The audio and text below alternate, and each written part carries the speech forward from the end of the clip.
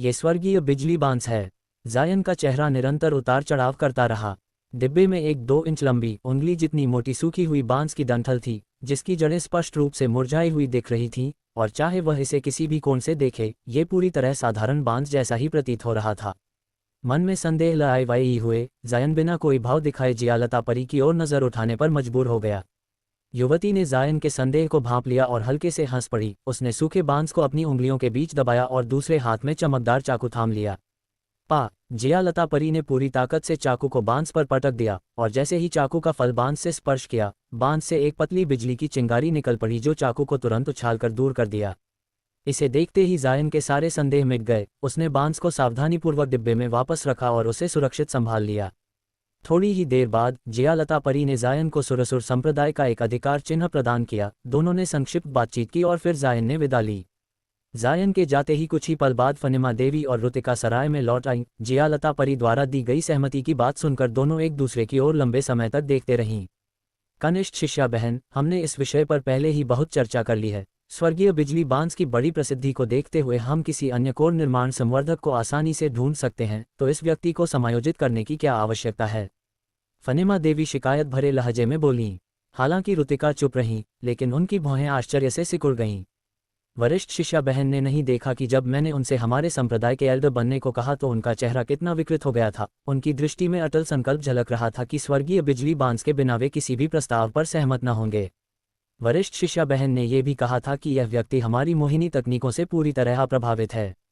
अन्य संवर्धकों को आमंत्रित करने के लिए स्वर्गीय बिजली बांस का उपयोग करने की बात पर वरिष्ठ शिष्या बहन इस तुच्छ वस्तु को बहुत अधिक महत्व दे रही हैं। यद्यपि स्वर्गीय बिजली बांस को 3 महान दिव्य वृक्षों में से एक माना जाता है, लेकिन इसके उपयोग बेहद सीमित हैं।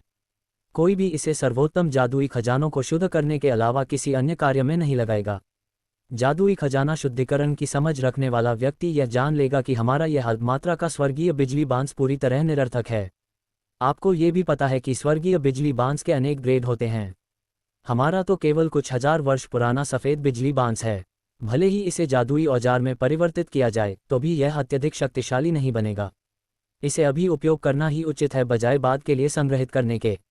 वैसे भी चूंकि वह संप्रदाय एल्डर बनने को राजी हो गया है, हमें बस उसे सम्मान देना है और प्रतिवर्ष भेंटें प्रदान करनी है, ताकि जब हमारे संप्रदाय को कोई महान शत्रु का सामना करना पड़े तो वह इनकार करने की हिम्मत न कर सके। जियालता परी ने उदासीन भाव से ये सब शांतिपूर्वक कहा। युवती ने फिर हल्की कड़वी हंसी के साथ बात जारी रखी। इसके अतिरिक्त भले ही स्वर्गीय बिजली बांस में रुचि रखने वाले अन्य संवर्धक हों, लेकिन हमारी वर्तमान दशा को देखते हुए कौन हमारे संप्रदाय का एल्डर बनने को इच्छुक होगा और अपनी स्थिति को खुलकर स्वीकार करने की हिम्मत दिखाएगा? इससे तो नई नई परेशानियां ही खड़ी होंगी। मूलतः मेरी माता ने अपनी कोर निर्माण संवर्धक की हैसियत का उपयोग जाकिर एल्डर और मेनका एल्डर पर नियंत्रण व संतुलन के रूप में किया था, ताकि वे संप्रदाय के हित में सच्चे मन से कार्य करें। आखिरकार केवल मोहिनी तकनीकों और स्त्री मोह पर निर्भर रहकर उच्च ग्रेड संवर्धकों को अपने वश में करना विश्वासघात का आसान शिकार हो जाता है। फनिमा देवी और रुतिका तब मौन हो गईं। हाल ही में बड़े पैमाने पर विश्वासघात झेलने के बाद दोनों को अपनी मोहिनी तकनीकों पर अब ज्यादा भरोसा नहीं रहा था, और उन्हें लगा कि उनकी कनिष्ठ शिष्या बहन की बातों में तर्क है। अभी के लिए संप्रदाय के सारे मामले हम तीनों मिलकर संभालेंगे। फिलहाल कोई संप्रदायाध्यक्ष नियुक्त नहीं करेंगे जब तक हमारे संप्रदाय का कोई सदस्य कोर निर्माण न प्राप्त कर ले। इसमें कोई जल्दबाजी नहीं है, युवती ने दृढ़ता से कहा। इस बार दोनों दूतों को कोई आपत्ति न हुई। क्या हम उम्मीद करें कि वरिष्ठ जायन अपनी गहन साधना शक्ति से हमारे संप्रदाय के आंतरिक मामलों में हस्तक्षेप करेंगे? क्या हमें कोई सावधानी बरतनी चाहिए? रुतिका ने ठंडे स्वर में पूछा। इसकी कोई ज़रूरत नहीं। यद्यपि मैंने उनसे ज़्यादा व्यवहार नहीं किया, लेकिन उनकी बातों से स्पष्ट है कि वे साधना में निपुण व्यक्ति हैं। उन्हें साधना के बाहर के मामलों से ज़्यादा लेना देना नहीं, वरना जब मैंने उन्हें एक स्त्री शिष्या को रखेल बनाने की पेशकश की तो वे भड़क जाते। शायद इसी उनकी साधना केंद्रित प्रकृति के कारण वे कोर निर्माण में प्रवेश कर पाए हैं। जियालता परी ने सिर हिलाते हुए थोड़ी प्रशंसा प्रकट की। हाय, पता नहीं हमें कोर निर्माण का सौभाग्य प्राप्त होगा भी या नहीं, फनिमा देवी ने निराश स्वर में कहा। रुतिका ने ये सुनकर अपने चेहरे पर भी हल्की उदासी बिखेर दी। लगता था ये सुंदर महिलाएं भी कोर निर्माण प्राप्ति की तीव्र इच्छुक हैं। इस समय जायन अपनी गुफा निवास में पहुंच चुका था। उसने जल्दबाजी न दिखाते हुए पहले अनेक प्राचीन अभिलेखों की छानबीन की। बहुत कष्ट के बाद उसे एक जैद स्लिप से स्वर्गीय बिजली बांस की साधना पद्धति प्राप्त हुई और उसने वर्णित विधि के अनुसार बांस को अपनी औषधि उद्यान में लगा दिया। नए लगाए गए छोटे से स्वर्गीय बिजली बांस को निहारते हुए जायन बेहद उत्साहित हो उठा। बेशक उसे ज्ञात था कि स्वर्गीय बिजली बांस के विभिन्न गुण स्तर होते हैं, लेकिन उसने इसे हल्के में लिया। ऐसा इसलिए क्योंकि स्वर्गीय बिजली बांस की गुणवत्ता व आध्यात्मिकता उसकी आयु पर निर्भर करती है। स्वर्गीय बिजली बांस 5000 वर्ष या उससे कम आयु होने पर साधारण सफ़ेद बिजली उत्पन्न करता है। जब ये 5000 वर्ष से अधिक पुराना हो जाता है तो उसकी बिजली नीली हो जाती है और शक्ति बहुत बढ़ जाती है।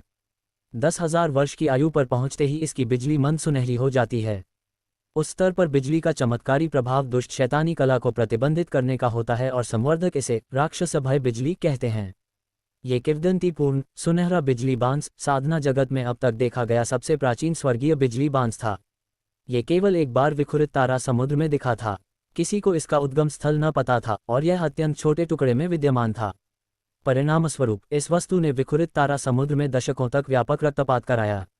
जबकि अनेक महाशक्तियां इसे खुला व गुप्त रूप से हथियाने के लिए लालायित थीं, यह असंख्य संवर्धकों के हाथों से होकर गुजरा, लेकिन अंततः किसी ने भी इसे जादुई खजाने में परिवर्तित न कर सका। ऐसा इसलिए क्योंकि बांस अपनी विचित्र उपस्थिति जितना ही रहस्यमय ढंग से अचानक लुप्त हो गया। इससे उस समय की महाशक्तियां तिलमिला उठीं और उन्होंने लंबे समय तक खोजबीन जारी रखी, इससे पहले कि धीरे धीरे प्रयास त्याग दिया। पिछले संघर्ष का परिमाण स्पष्ट रूप से दर्शाता है कि 10,000 वर्षीय सुनहरा बिजली बांस कितना अनमोल था। जायन ने अभी तक कोई आध्यात्मिक वस्तु 10,000 वर्ष तक पोषित नहीं की थी। साधारण औषधि पृष्ठ अधिकतम 2000 वर्षीय सामग्रियों पर निर्भर करती हैं। अतः स्वर्गीय बिजली बांस को सुनहरा बिजली बांस बनाने की संभावना ने उसे अत्यधिक उत्साहित कर दिया और थोड़ा बेचैन भी कराया। आगामी दिनों में जायन ने हरे रस का उपयोग बांस को परिपक्व करने में किया और स्वर्गीय तारा नगरी के बाजारों में बारंबार भ्रमण करने लगा। बांस बादल झुंड तलवारों के मुख्य घटक आध्यात्मिक लकड़ी के अलावा कुछ दुर्लभ सहायक सामग्रियों की आवश्यकता थी, जिन्हें अंततः अपनी कोरज्वाला में शुद्ध करना था। चूंकि ये तलवारें जादुई खजानों का एक समूह थीं, अतः समान सामग्रियों की बहुत अधिक मात्रा चाहिए थी। यद्यपि जायन ने कुछ इकट्ठा कर ली थी, लेकिन पूर्ण समुच्चय के लिए अपर्याप्त थी, इसलिए खोज जारी रही।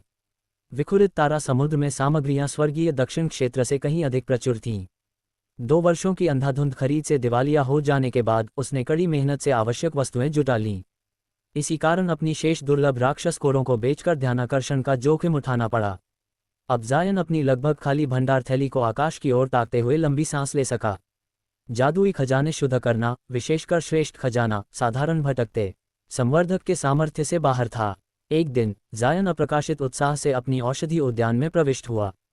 कुछ दिन पूर्व उसने स्वर्गीय बिजली बांस को 10,000 वर्षीय बनाने हेतु हरी बूंद डाली थी। किंवदंती वाले सुनहरा बिजली बांस की अपार शक्ति सोचकर जायन उत्तेजित हो उठा।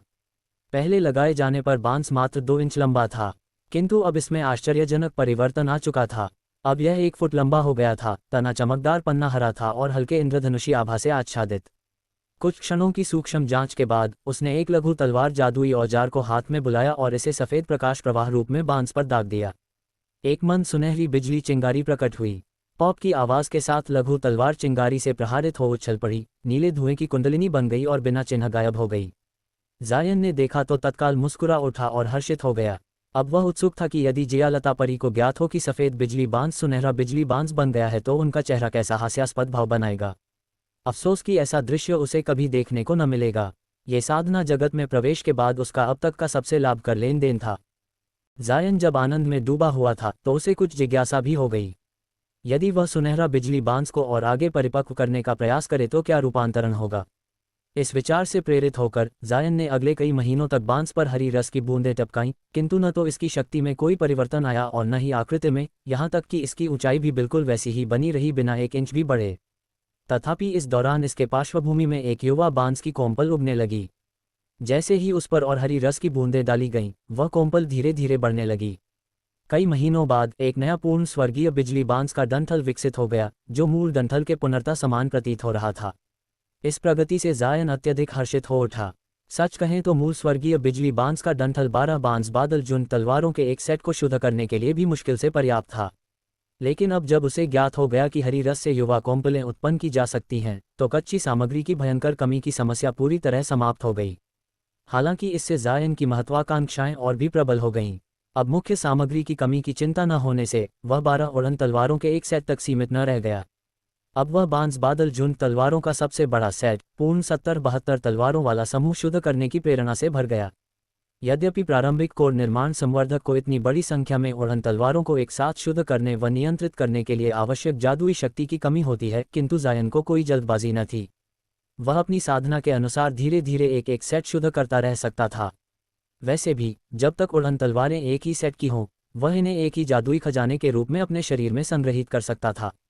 साथ ही प्रत्येक तलवार को अलग अलग उपयोग करने में भी कोई समस्या न होती।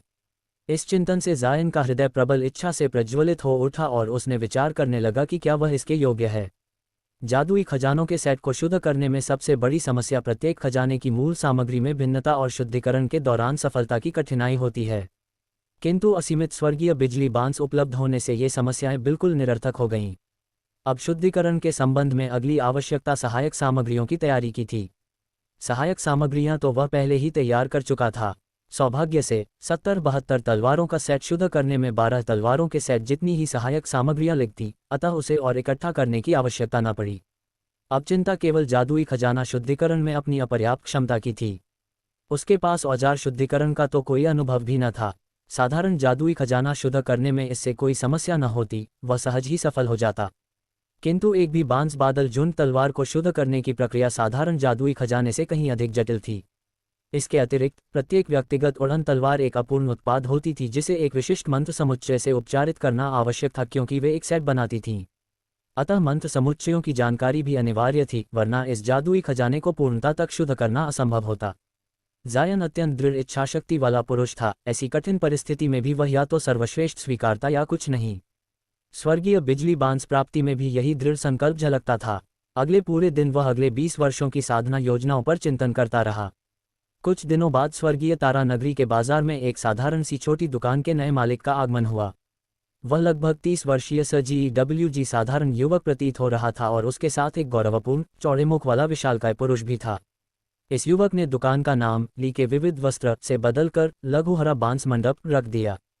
प्रारंभ में दुकान पर केवल तावीज और औषधि सामग्रियां बिकती थीं, किंतु आधे महीने बाद सस्ते निम्न ग्रेड जादुई औजार भी बिकने लगे। किंतु पड़ोस की दुकानों के मालिकों को आश्चर्यजनक रूप से ये देखकर चकराना पड़ा कि यह युवक दुकान से बाहर कम ही निकलता था।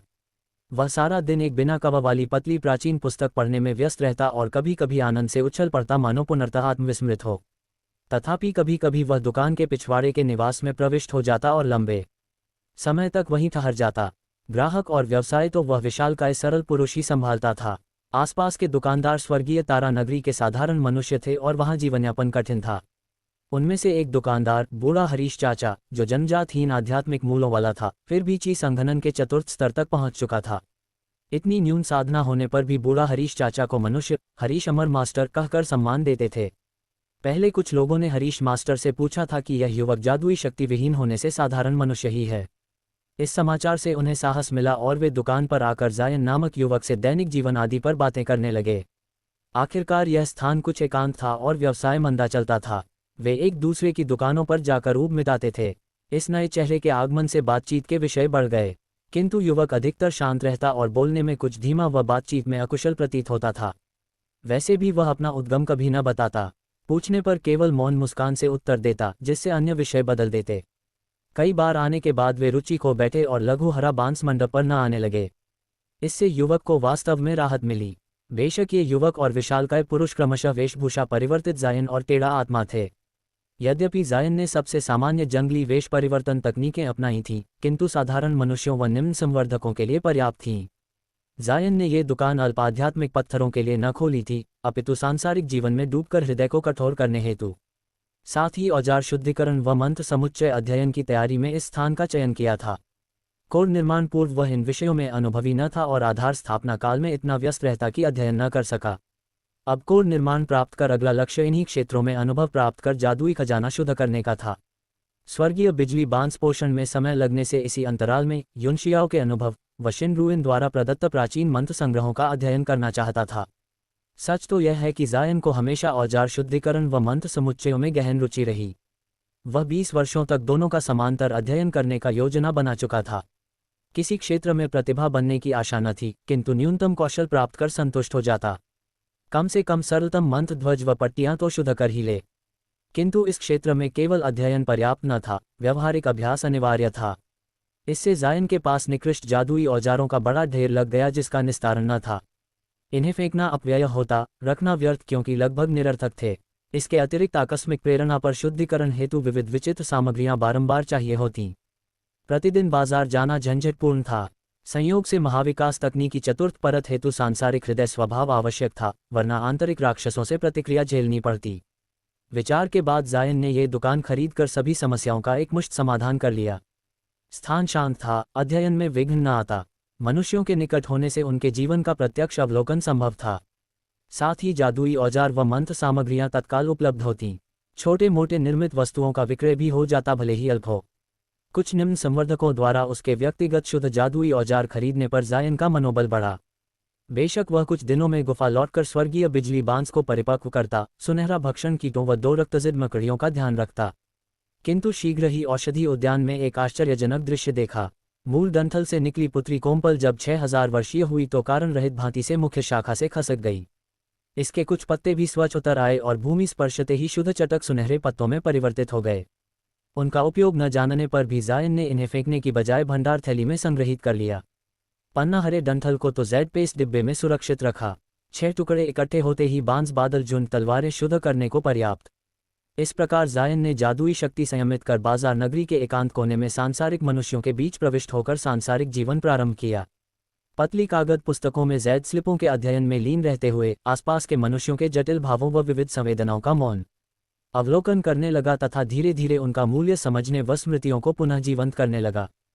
सांसारिक मनुष्यों द्वारा अपनाई गई जीवनशैली संवर्धकों की जीवनधारा से अत्यधिक भिन्न थी। मनुष्यों का जीवन सुख दुख से परिपूर्ण रहता था, जहां वृद्धावस्था में बूढ़े मुरझा जाते और नवीन जीवन का जन्म होता रहता। कुछ ही वर्षों के अवलोकन से जायन को वे भावनाएं स्मरण हो आई जो वह लंबे समय से भूल चुका था, चाहे वे सकारात्मक हो या नकारात्मक। इन भावनाओं ने भले ही भिन्न रूप धारण किया हो, किंतु जायन के मन को विचलित कर दिया, जिससे आत्मनिरीक्षण का अवसर मिला और अब वह संवर्धक दृष्टिकोण से इन्हें समझ सका। इसी प्रकार मंत्र समुच्चयों की समझ और औजार शुद्धिकरण कौशल धीरे धीरे लंबे काल में प्रगति करने लगा। सबसे उल्लेखनीय रूप से जायन की दुकान लघु हरा बांस मंडप मात्र 2 वर्षों में क्षेत्र में कुछ ख्याति अर्जित कर चुकी थी। ऐसा इसलिए क्योंकि संवर्धक यहाँ सस्ते किंतु कार्यक्षम जादुई औजार खरीद सकते थे। कुछ भाग्यशाली ग्राहकों को तो दुकान पर दुर्लभ मध्य ग्रेड तावीज भी प्राप्त हो गए। इस समाचार के स्थानीय प्रसार के बाद कुछ निम्न संवर्धक तुरंत जायन की दुकान की ओर दौड़े। ये जादुई औजार और तावीज स्पष्टतः जायन द्वारा स्वयं निर्मित थे। कोर निर्माण प्राप्ति के बाद आखिरकार वह लंबे समय से चाही हुई मध्य ग्रेड जादुई तकनीकों को ग्रहण कर सका। यद्यपि ये मध्य ग्रेड में सबसे निम्न थे, किंतु जायन इनसे पूर्णतः संतुष्ट था। किंतु मध्य तावीज साधारण तावीज पत्रों से शुद्ध न किए जा सकते थे। इन्हें दुर्लभ राक्षस प्राणियों की खाल से ही बनाना पड़ता था, किंतु कोई भी खाल उपयुक्त न होती। प्रत्येक मध्य तावीज के लिए राक्षस खाल की अपनी विशिष्ट आवश्यकताएं होतीं। सौभाग्य से जायन ने राक्षस सामग्रियां बेचने से पूर्व इसकी चिंता कर ली थी और तावीज सामग्री का पर्याप्त संग्रह कर रखा था, वरना जादुई तकनीक ग्रहण करने पर भी तावीज शुद्ध न कर पाता। जायन ने प्रथम निम्न गुणवत्ता वाली राक्षस खालों पर अभ्यास किया। पर्याप्त निपुणता अनुभवने पर दुर्लभ सामग्रियों से कुछ विशेष तावीज शुद्ध करने लगा। अभ्यास के तावीज सभी आघात प्रकार की जादुई तकनीकें थे। प्रत्येक मास में वह 1-2 तावीज दुकान पर रखता और पहले खरीदार को बेच देता। कोर निर्माण संवर्धक जायन के लिए ये तावीज तुच्छ थे, क्योंकि इनकी शक्ति जादुई खजानों के सम्मुख फीकी पड़ जाती थी, अतः इन्हें संभालने का कोई प्रयोजन न था। किंतु जायन ने ची संघनन व आधार स्थापना संवर्धकों के लिए मध्य तावीजों के आकर्षण को स्पष्टतः न्यूनाका था। कई बार मूल्य वृद्धि के बाद भी वे संवर्धक आनाकानी काय बिना आध्यात्मिक पत्थर खर्च करते रहे, जिससे जायन को छोटी किंतु सार्थक संपत्ति अर्जित हो गई। किंतु दुर्भाग्य से मध्य तावीज अत्यंत कठिन निर्माण वाले थे। हाथ में राक्षस खालों की बहुतायत होने पर भी सफलता दर अत्यंत न्यून थी, प्रत्येक सफल तावीज पर 30 सफलताएं। निम्न तावीजों की सफलता दर से तुलना पर जायन केवल कड़वी हंसी ही हंस सका, वरना मध्य तावीज बेचकर कहीं अधिक संपत्ति संचित हो जाती। इसके अतिरिक्त औजार शुद्धिकरण कौशल में वृद्धि से दुकान पर मध्य व उच्च ग्रेड जादुई औजार प्रकट होने लगे। परिणामस्वरूप लघु हरा बांस मंडप की ख्याति प्रखर हुई। सौभाग्य से इसकी प्रसिद्धि निम्न संवर्धकों के सीमित वृत्त तक सीमित रही, अतः जायन को किसी विघ्न की चिंता न हुई। किंतु 9वें वर्ष की शुरुआत में जायन ने कुछ सरल मंत्र समुच्चयों की समझ से मंत्र ध्वज व वृत्त शुद्ध करने प्रारंभ किया। कि युनशियाओ व शिनरुतिका द्वारा प्रदत्त पूरक अंतर्दृष्टि से अनेक त्रुटियों से बचा और कुछ लघु किंतु महत्वपूर्ण कौशल ग्रहण कर लिया। किंतु प्रथम बार मंत्र स्थापना औजार सेट शुद्ध करने में परीक्षण अनुभव से भटकना पड़ा। शुद्धिकरण अत्यंत कठिन था और परिणाम आने में समय लगा, किंतु जायन अधीर न हुआ। कोर निर्माण प्राप्ति से समय प्रचुर था, धीरे धीरे अनुभव संचय संभव था। सबसे महत्वपूर्ण, अभ्यास के दौरान बांस बादल जून तलवारों की शुद्धि पद्धति में समझ प्राप्त हुई। आशा है प्रथम प्रयास सफल होगा। आखिरकार द्वितीय प्रयास के लिए सामग्री शेष न रहेगी। जादुई औजार शुद्धिकरण व मंत्र अध्ययन में लीन रहने से समय दिन प्रतिदिन शीघ्र व्यतीत होने लगा। बसंत के प्रस्थान व शरद के आगमन के साथ लघु हरा बांस मंडप अनजाने में 22 वर्षों से अधिक अस्तित्व में था। अब जायन 50 वर्ष से अधिक आयु का बूढ़ा प्रतीत हो रहा था। ये स्पष्टतः उसका वास्तविक स्वरूप न था, अपितु शाश्वत युवावस्था छिपाने हेतु अपनाया गया उपाय था। सांसारिक कालक्रम से बूढ़ा रूप धारण करना अनिवार्य हो गया। अब जायन दुकान के पिछवाड़े के निवास में खड़ा विचित्र भाव से चारों ओर निहार रहा था। पूर्वाहन उसने दुकान किसी अन्य को सौंप दी और सांसारिक डूबने का अंत कर दिया। ऐसा लंबे प्रतीक्षित छठे सुनहरा बिजली बांस डंठल के पूर्ण परिपक्व होने से 22 वर्षों के निवास से हृदय निर्विकार था, किंतु प्रस्थान पर हल्की नॉस्टैल्जिया अनुभव हुई। बाजार नगरी अनुभव उसके जीवन का दुर्लभ शांत काल था। तभी पड़ोसी की शोरगुल भरी सिफारिशें सुनाई दी और जायन मुस्कुरा उठा। आध्यात्मिक इंद्रिय उपयोग का बिना ज्ञात था कि दुकानदार ग्राहकों को 8 वर्षों से अटकी अपनी प्रमुख वस्तुएं बेचने को प्रलोभित कर रहा है। जायन के प्रारंभिक आगमन पर दुकान बूढ़े व्यक्ति द्वारा संभाली जाती थी। 4 वर्ष पूर्व सेवानिवृत्त हो गया और अब पुत्र व्यवसाय देखता। पुत्र उग्र स्वभाव का, किंतु दूसरों से प्रेमपूर्ण। व्यवसाय में वह अक्सर वस्तुओं की भव्य प्रशंसा करता, विदेशी संवर्धकों को मंत्रमुग्ध कर देता। जायन ने सिर हिलाया, आह भरी और टेढ़ा आत्मा के साथ लघु हरा बांस मंडप त्याग दिया। शीघ्र ही दोनों बाजार से पुनर्तः अदृश्य हो गए।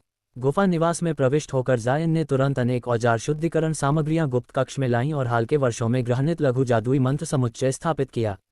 ये समुच्चय आध्यात्मिक ऊर्जा उतार चढ़ाव छिपाने हेतु था, अतः जादुई खजाना शुद्धिकरण के लिए उत्तम। शुद्धिकरण मध्य में किसी की जासूसी से बचाव। जायन ने गुप्त कक्ष में 3 पूर्ण दिनों तक शांत ध्यान किया ताकि आत्मा व जादुई शक्ति परिपक्व अवस्था में हो। तब शुद्धिकरण प्रारंभ किया। प्रथम भंडार थैली से जेड पेस्ट डिब्बा निकाला और समक्ष रखा। डिब्बा खोला तो 6 पन्ना हरे स्वर्गीय बिजली बांस डंठल प्रकट हुए। जायन ने गंभीर भाव से बांस को निहारा, गहरी सांस ली और हल्के से एक हरे डंठल को स्पर्श किया। 1 फुट लंबा स्वर्गीय बिजली बांस डिब्बे से उड़ निकला और छाती समक्ष स्थिर होकर तैर गया। गंभीर भाव से हाथों से मंत्र मुद्रा बनाई, चेहरे पर चमकदार प्रकाश प्रवाहित हुआ, धीरे धीरे नीला प्रकाश परत बन गई। नीले प्रकाश के सघन होने पर जायन ने मुंह खोला और समक्ष स्वर्गीय बिजली बांस पर पतली नीली कोरज्वाला प्रक्षेपित की।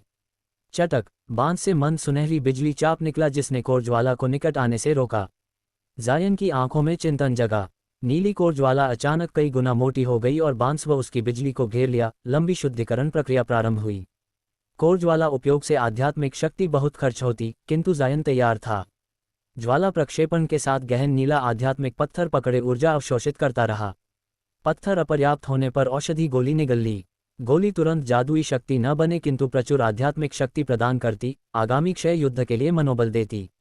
3 दिनों बाद स्वर्गीय बिजली बांस की बिजली मुख्य डंठल की आध्यात्मिक शक्ति क्षय से लुप्त हो गई। अब नीली कोर ज्वाला बिना बाधा स्वर्गीय बिजली बांस को गलाने लगी। कुछ दिनों बाद बांस में विघटन के लक्षण दिखे। तने के भागों से हल्का प्रकाश निकला, घने अनेक रंगीन लघु तरल बूंदें मुक्त हुईं। 10 दिनों बाद स्वर्गीय बिजली बांस सभी अशुद्धियों से शुद्ध होकर मुट्ठी आकार का सघन गहरा हरा तरल गोला बन गया, अत्यंत सघन प्रतीत। इतनी अल्प मात्रा देखकर जायन गहरी सांस ले सका। स्वर्गीय बिजली बांस शुद्ध करने में बहुत परिश्रम लगा। तब कोर ज्वाला वापस ली, हाथ का पत्थर संभाला, फिर 10 उंगलियों से पतली आध्यात्मिक धागे प्रक्षेपित कर हरे तरल में प्रवेश कराए। शीघ्र ही उंगलियां हिलाने लगा, आध्यात्मिक धागों से तरल गोला घूमा और विकृत हुआ। धागा नियंत्रण से मुख्य गोले से एक लघु हरा तरल गोला अलग होकर निकट तैर गया। दूसरा गोला अलग हुआ, तीसरा। अंतिम विभाजन के बाद 12 समान आकार के हरे तरल गोले वृत्ताकार में व्यवस्थित हो गए। जायन ने आंखें थोड़ी सी कुल्ही और उंगलियां हिला दी, जिससे 10 आध्यात्मिक धागे कट गए। फिर उसने अपनी भंडार थैली पर थपकी दी और 12 सफेद प्रकाश धाराएं और निकली, जो हरे तरल गोलों के नीचे रुक गईं। सफेद प्रकाश धूमिल होते ही 12 छोटे सफेद जेड के बेदाग डिब्बे प्रकट हुए, जो मात्र कुछ इंच आकार के थे। हल्के से आस्तीन लहराने पर सभी जेड डिब्बे खुल गए। जायन ने गिरो उच्चार किया, जिससे हरे तरल गोले अपने अपने डिब्बों में गिर पड़े। सभी डिब्बों को पुनः सील करने पर जायन को अंततः विश्राम मिला। आध्यात्मिक पत्थरों व औषधि गोलियों की सहायता से भी शुद्धिकरण ने उसकी जादुई शक्ति पुनर्तः क्षीण कर दी थी। अतः जायन ने कई दिनों तक शांत ध्यान कर शिखर अवस्था प्राप्त की। तब अन्य स्वर्गीय बिजली बांस डंठलों का शुद्धिकरण जारी रखा। आंख मिचकते ही 3 मास व्यतीत हो गए और जायन ने अंततः समस्त स्वर्गीय बिजली बांस को अत्यंत शुद्ध तरल में परिवर्तित कर लिया। थोड़े विश्राम के पश्चात उसने गुप्त कक्ष में अत्यधिक जटिल मंत्र समुच्चय स्थापित करना प्रारंभ किया। जायन को इस जादुई समुच्चय का नाम ज्ञात न था, उसे केवल ज्ञात था कि यह बांस बादल जुन तलवार शुद्धिकरण हेतु अनिवार्य है। स्वर्ण पृष्ठ की शुद्धि पद्धति ने बारंबार जोर दिया था कि इसे पुनर्तः तैयार रखना अति आवश्यक है। परिणामस्वरूप पूर्व में कई बार अभ्यास के बावजूद जायन ने चिन्हों में त्रुटि से बचने हेतु अत्यंत सावधानी बरती।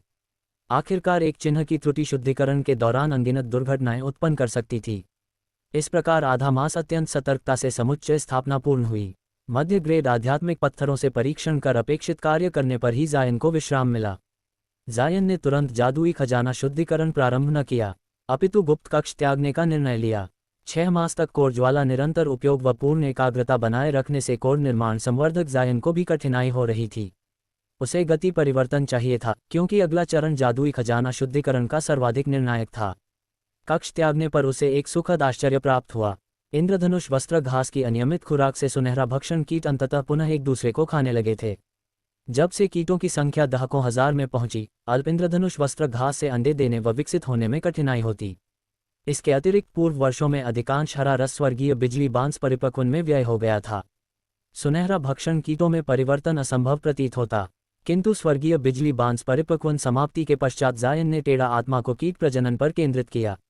आखिरकार इन विदेशी कीटों से बड़ी आशाएं बाकी थीं।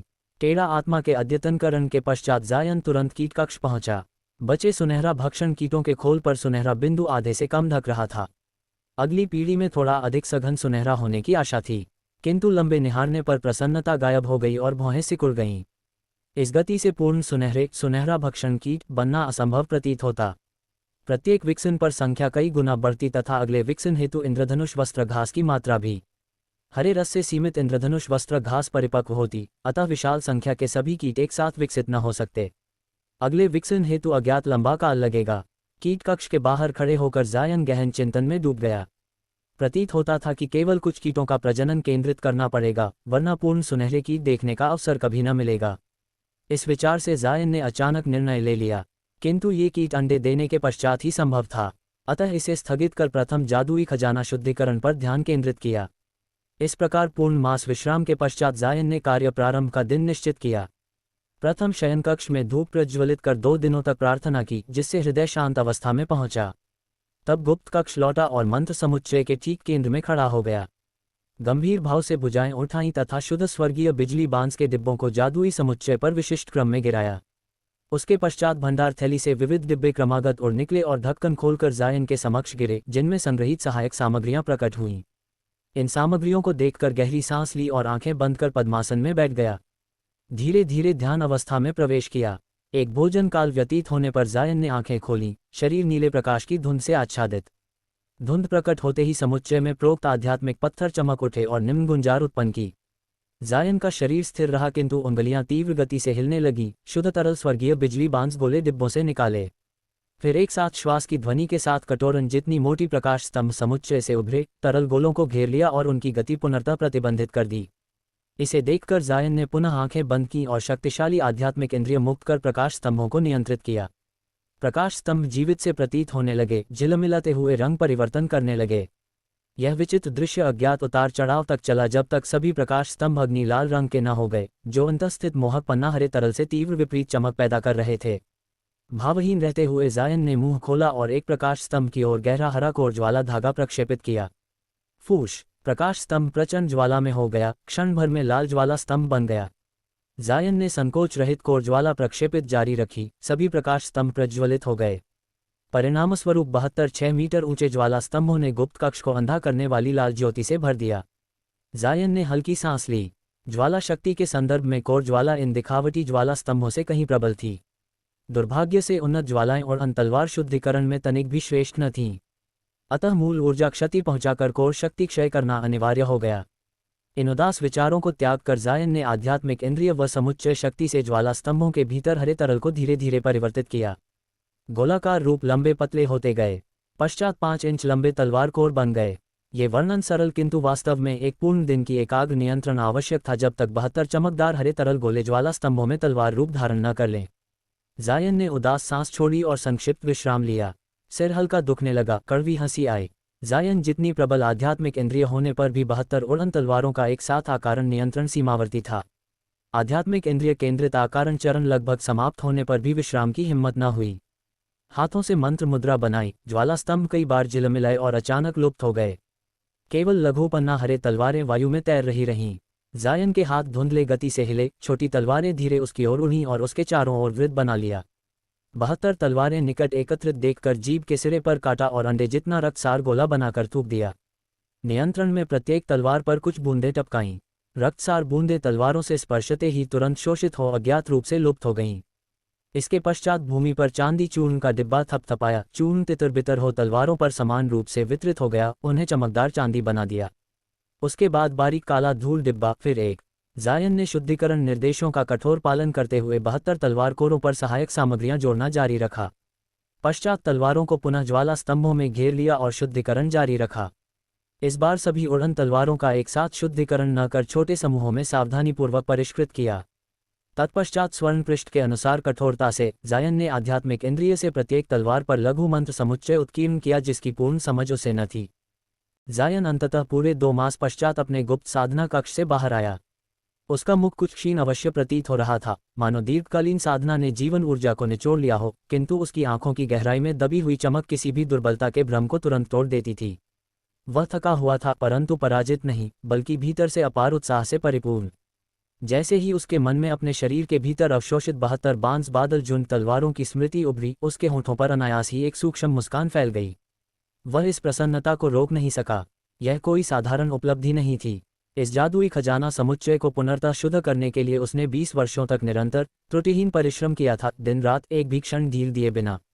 यद्यपि उसने अभी तक इन तलवारों की वास्तविक शक्ति का परीक्षण नहीं किया था, किंतु अपने अनुभव और अंतर्ज्ञान के आधार पर वह निश्चिंत था, यदि इन्हें कुछ और समय तक कोरज्वाला से पोषित किया जाए तो इनकी प्रत्येक तलवार साधारण हरित चमक तलवार जैसे जादुई खजानों से कहीं अधिक भयावह और घातक सिद्ध होगी। उसी क्षण जब वह आत्मसंतोष में डूबा हुआ था, उसके भीतर स्थित टेढ़ी आत्मा ने आध्यात्मिक इंद्रिय के माध्यम से सूचना दी। सुनहरा भक्षण कीटों ने अंडे दे दिए थे। ये सुनते ही जायन का पहले से ही उल्लसित मन और अधिक उन्नत हो गया। उसने बिना विलंब किए एक दिन अपने शयन कक्ष में विश्राम किया, क्षीण साधना को पुनर्स्थापित किया और फिर सीधे कीट कक्ष की ओर बढ़ा।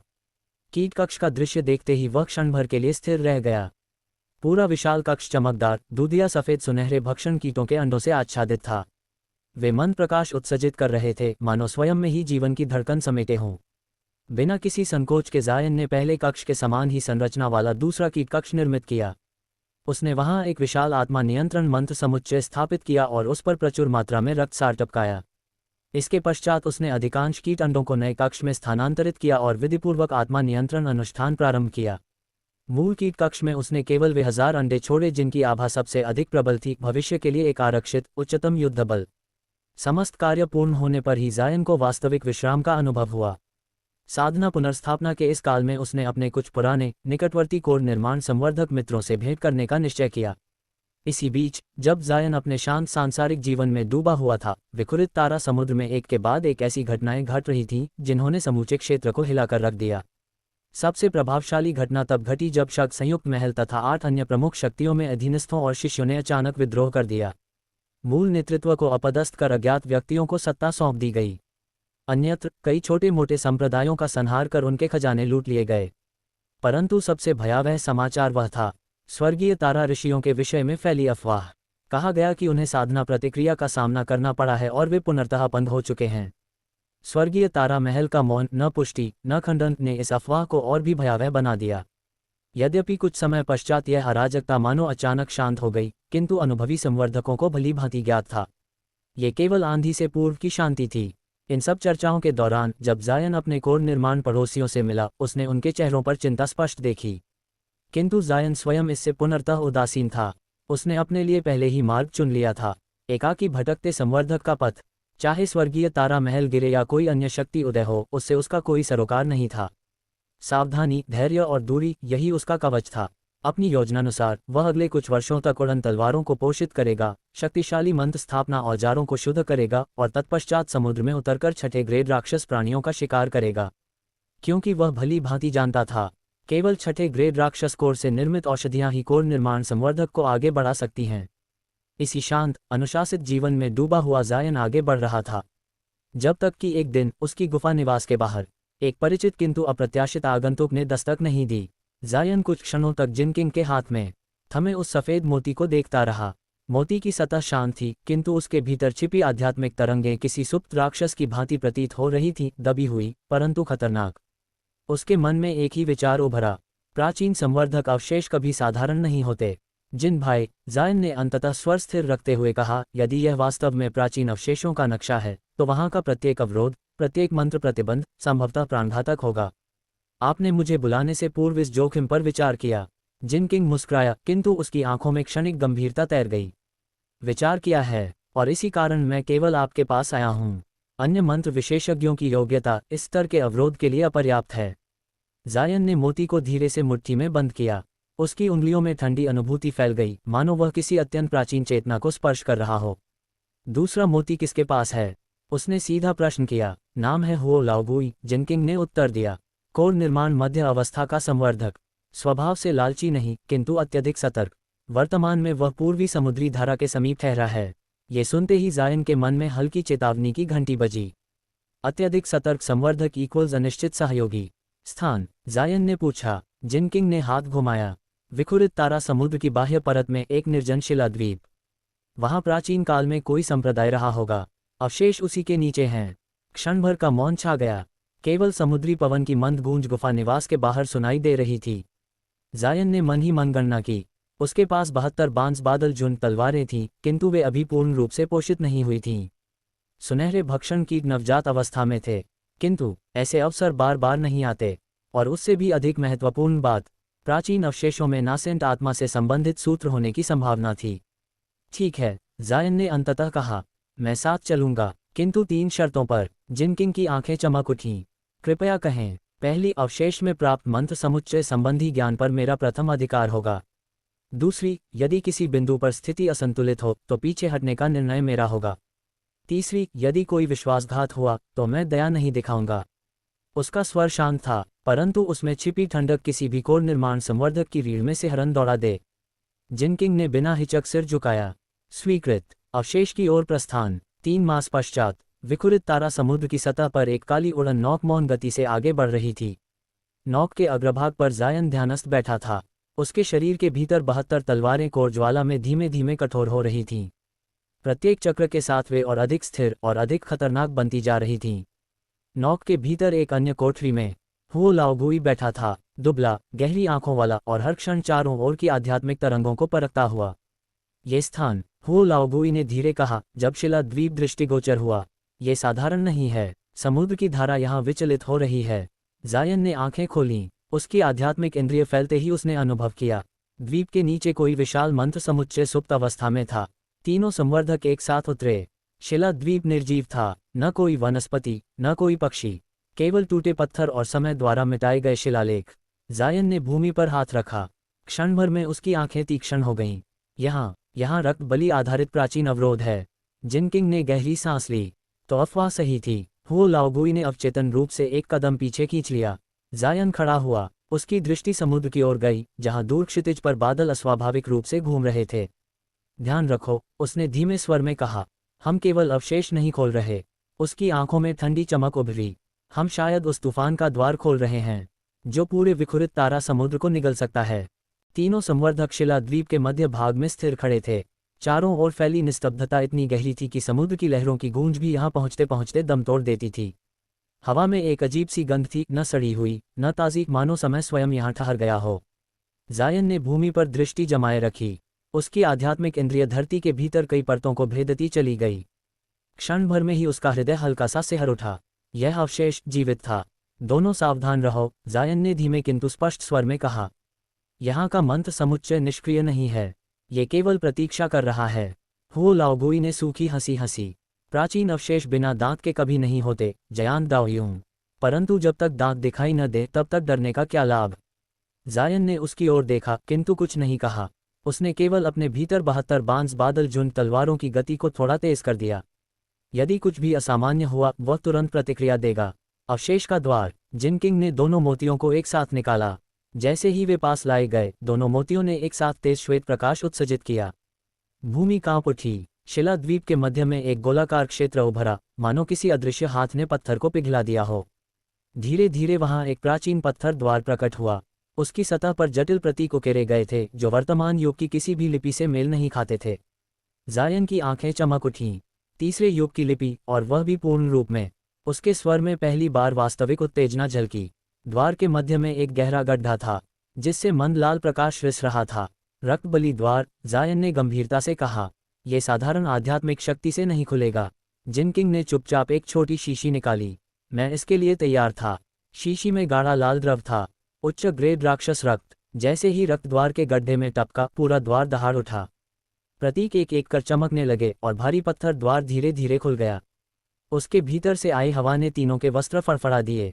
भीतर का संसार, अवशेष के भीतर प्रवेश करते ही वातावरण पूरी तरह बदल गया। बाहर का निर्जन द्वीप मानो कभी था ही नहीं। भीतर एक विशाल भूमिगत कक्ष था, ऊंची छत, पत्थर के स्तंभ और दीवारों पर उकेरे गए युद्ध दृश्य। हजारों संवर्धक आकृतियां, रक्त, अग्नि और विनाश। जायन ने एक दृश्य को ध्यान से देखा। उसमें एक संवर्धक आकाश में खड़ा था जिसके पीछे 9 प्रकाश चक्र घूम रहे थे। उसकी सांस क्षण भर को रुक गई। नासेंत आत्मा, नहीं, उससे भी ऊपर। यह अवशेष साधारण संप्रदाय का नहीं, जायन ने धीमे स्वर में कहा। यह किसी प्राचीन युद्ध संप्रदाय का प्रतीत होता है। हु लाओगुई के चेहरे पर लालच की चमक उभरी। तो फिर यहाँ जो भी मिलेगा वह साधारण नहीं होगा।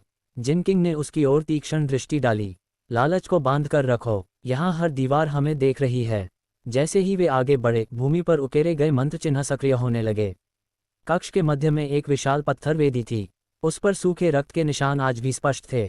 जायन ने अचानक हाथ उठाया। रुको, दोनों तुरंत ठहर गए। यह मानसिक अवरोध है, जायन ने कहा।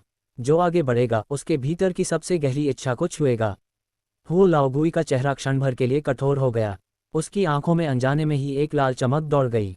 जायन ने ये देखा और मन ही मन सावधान हो गया। पहला संरक्षक। जैसे ही वेदी के पास पहुंचे, पूरा कक्ष गूंज उठा। पत्थर के स्तंभों से एक आकृति अलग हुई। 3 मीटर ऊंचा, पत्थर और रक्त से बना युद्ध संरक्षक। उसकी आंखें लाल थीं और हाथ में विशाल हथौड़ा था। ये परीक्षण है, जायन ने शांत स्वर में कहा। पीछे हटना अब संभव नहीं। अगले ही क्षण वह आगे बढ़ा। उसके चारों ओर एक साथ 12 बांस बादल जुन तलवारें प्रकट हुईं। वे चुपचाप हवा में स्थिर थीं, पर उनमें समाई शक्ति ने पूरे कक्ष को कांपने पर विवश कर दिया। जाओ, एक शब्द। 12 तलवारें बिजली की भांति आगे बढ़ीं। संरक्षक ने हथौड़ा उठाया, पर वह आधा भी नहीं उठा पाया। धात्विक चीख गूंजी, पत्थर टूटे, रक्त ऊर्जा बिखर गई। संरक्षक गिर पड़ा। कक्ष फिर से शांत हो गया। हु लाओगुई ने अवचेतन रूप से निगल लिया। उसने पहली बार स्पष्ट रूप से समझा, जायन केवल मंत्र विशेषज्ञ नहीं था, आने वाले तूफान की छाया। वेदी के पीछे एक संकीर्ण मार्ग खुल गया। उसके भीतर से ठंडी हवा आ रही थी और साथ ही एक दबी हुई चेतावनी। जायन ने मार्ग की ओर देखा। उसका हृदय तेज धड़कने लगा, उत्साह से नहीं बल्कि पूर्वाभास से।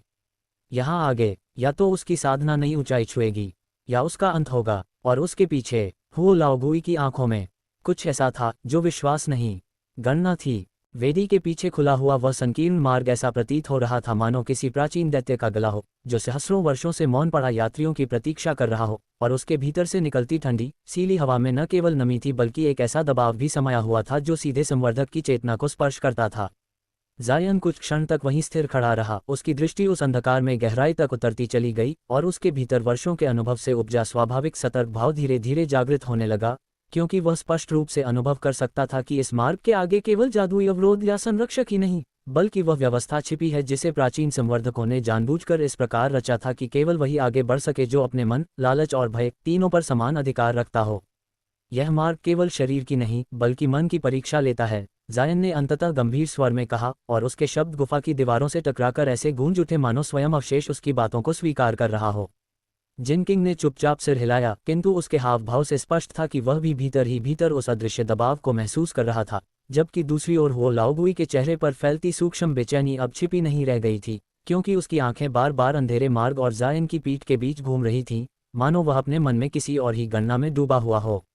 तीनों ने एक साथ आगे कदम बढ़ाया और जैसे ही उन्होंने उस संकीर्ण मार्ग में प्रवेश किया, उनके पीछे का पत्थर द्वार बिना किसी ध्वनि के बंद हो गया, जिससे बाहर की दुनिया से उनका संपर्क पूरी तरह कट गया। और उसी क्षण जायन ने स्पष्ट रूप से अनुभव किया कि अवशेष का वास्तविक हृदय अब उनके सामने धीरे धीरे खुलने वाला है। मार्ग लंबा नहीं था, किंतु हर कदम के साथ ऐसा प्रतीत हो रहा था मानो वे किसी अदृश्य समुद्र में डूबते जा रहे हों, क्योंकि दीवारों पर उकेरे गए प्राचीन प्रतीक मंद लाल प्रकाश में धड़क रहे थे और प्रत्येक धड़कन के साथ संवर्धकों के हृदय भी अनायास उसी लय में धड़कने लगते थे। जायन ने अचानक अनुभव किया कि यह साधारण दृश्यात्मक प्रभाव नहीं था, बल्कि एक अत्यंत उन्नत मानसिक संयोजन मंत्र था, जो भीतर प्रवेश करने वाले प्रत्येक व्यक्ति की चेतना को धीरे धीरे अवशेष की लय में बांध रहा था, और यदि कोई इसमें बह गया तो वह स्वयं की इच्छा और निर्णय शक्ति को खो सकता था। उसने बिना विलंब किए अपने भीतर कोर ज्वाला को स्थिर किया और 72 बांस बादल झुंड तलवारों की आध्यात्मिक तरंगों को अत्यंत सूक्ष्म रूप से अपने मेरुदंड के चारों ओर घुमाने लगा, जिससे उसका मन तुरंत स्पष्ट और दृढ़ हो गया, और उसी क्षण उसने देखा कि जिनकिंग का श्वास प्रश्वास भी पुनः संतुलित होने लगा। परंतु हो लाओगुई, उसके माथे पर पसीने की पतली रेखा उभर आई थी। मार्ग के अंत में वे एक गोलाकार कक्ष में पहुंचे, जहां छत इतनी ऊंची थी कि प्रकाश वहां पहुंचते पहुंचते बिखर जाता था, और कक्ष के मध्य में एक विशाल रक्त संरचना स्थित थी, पत्थर और धातु से बनी, जिसके भीतर लाल ऊर्जा धीरे धीरे प्रवाहित हो रही थी, मानो किसी हृदय में रक्त बह रहा हो। जायन ने उस संरचना को देखते ही समझ लिया कि यह साधारण वेदी नहीं थी, बल्कि एक रक्त स्मृति भंडार था, जिसमें प्राचीन संवर्धकों ने अपने युद्ध अनुभव, साधना समझ और संभवतः नासेंट आत्मा से संबंधित अधूरे सूत्र संरक्षित किए थे। यहाँ जो भी प्राप्त होगा, जायन ने शांत किंतु गूंजते स्वर में कहा, वह ज्ञान होगा, परंतु हर ज्ञान मूल्य मांगता है। जैसे ही वह आगे बढ़ा, रक्त संरचना की सतह पर उकेरे गए चिन्ह एक एक कर चमकने लगे, और उसी क्षण पूरे कक्ष में एक दबी हुई गर्जना गूंज उठी, जिससे ये स्पष्ट हो गया कि अवशेष ने उसे, और केवल उसे, स्वीकार कर लिया है। ये दृश्य देखते ही हो लाओगुई की आंखों में दबी हुई लालसा अब खुलकर प्रकट हो गई, क्योंकि उसे भली भांति ज्ञात था कि यदि जायन ने यहाँ वास्तविक उत्तराधिकार प्राप्त कर लिया तो उसके लिए आगे कुछ भी छीन पाना लगभग असंभव हो जाएगा। और उसी क्षण जब जायन ने रक्त संरचना पर अपना हाथ रखा, हो लाओगुई के मन में एक निर्णय जन्म ले चुका था, एक ऐसा निर्णय जो शीघ्र ही इस अवशेष को रक्त से भर देने वाला था। जायन का हाथ जैसे ही उस रक्त स्मृति संरचना की ठंडी धड़कती हुई सतह पर स्थिर हुआ, वैसे ही पूरे गोलाकार कक्ष में एक ऐसी गूंज फैल गई जो ध्वनि से अधिक चेतना की तरह प्रतीत होती थी, मानो अवशेष के भीतर सोई हुई असंख्य इच्छाएं, स्मृतियां और अधूरी प्रतिज्ञाएं एक साथ जाग उठी हों और आगंतुक की आत्मा को परखने लगी हों कि वह वास्तव में यहां तक पहुंचने के योग्य है या नहीं। उस क्षण जायन की आंखें अनायास ही बंद हो गईं, क्योंकि बाहरी संसार का अस्तित्व उसके लिए क्षीण होता चला गया और उसकी चेतना एक ऐसे आंतरिक दृश्य में खींचती चली गई जहां रक्त से बने असंख्य प्रतीक आकाश में तैर रहे थे, और उनके बीच एक प्राचीन संवर्धक की अस्पष्ट आकृति खड़ी थी, जिसके शरीर से निकलती हुई आभा इतनी विशाल थी कि कोर निर्माण अवस्था की उसकी वर्तमान समझ उस शक्ति को पूरी तरह माप ही नहीं पा रही थी। उस आकृति की दृष्टि जायन पर पड़ी, और बिना किसी शब्द के, बिना किसी ध्वनि के, एक गहरा अर्थ उसकी चेतना में उतर गया। ये स्थान किसी एक व्यक्ति को शक्ति देने के लिए नहीं बनाया गया था, बल्कि उन लोगों को छांटने के लिए था जो भविष्य में आने वाले विनाश को झेल सकें, और यदि आवश्यक हो तो स्वयं को बलि चढ़ाने से भी न हिचकें।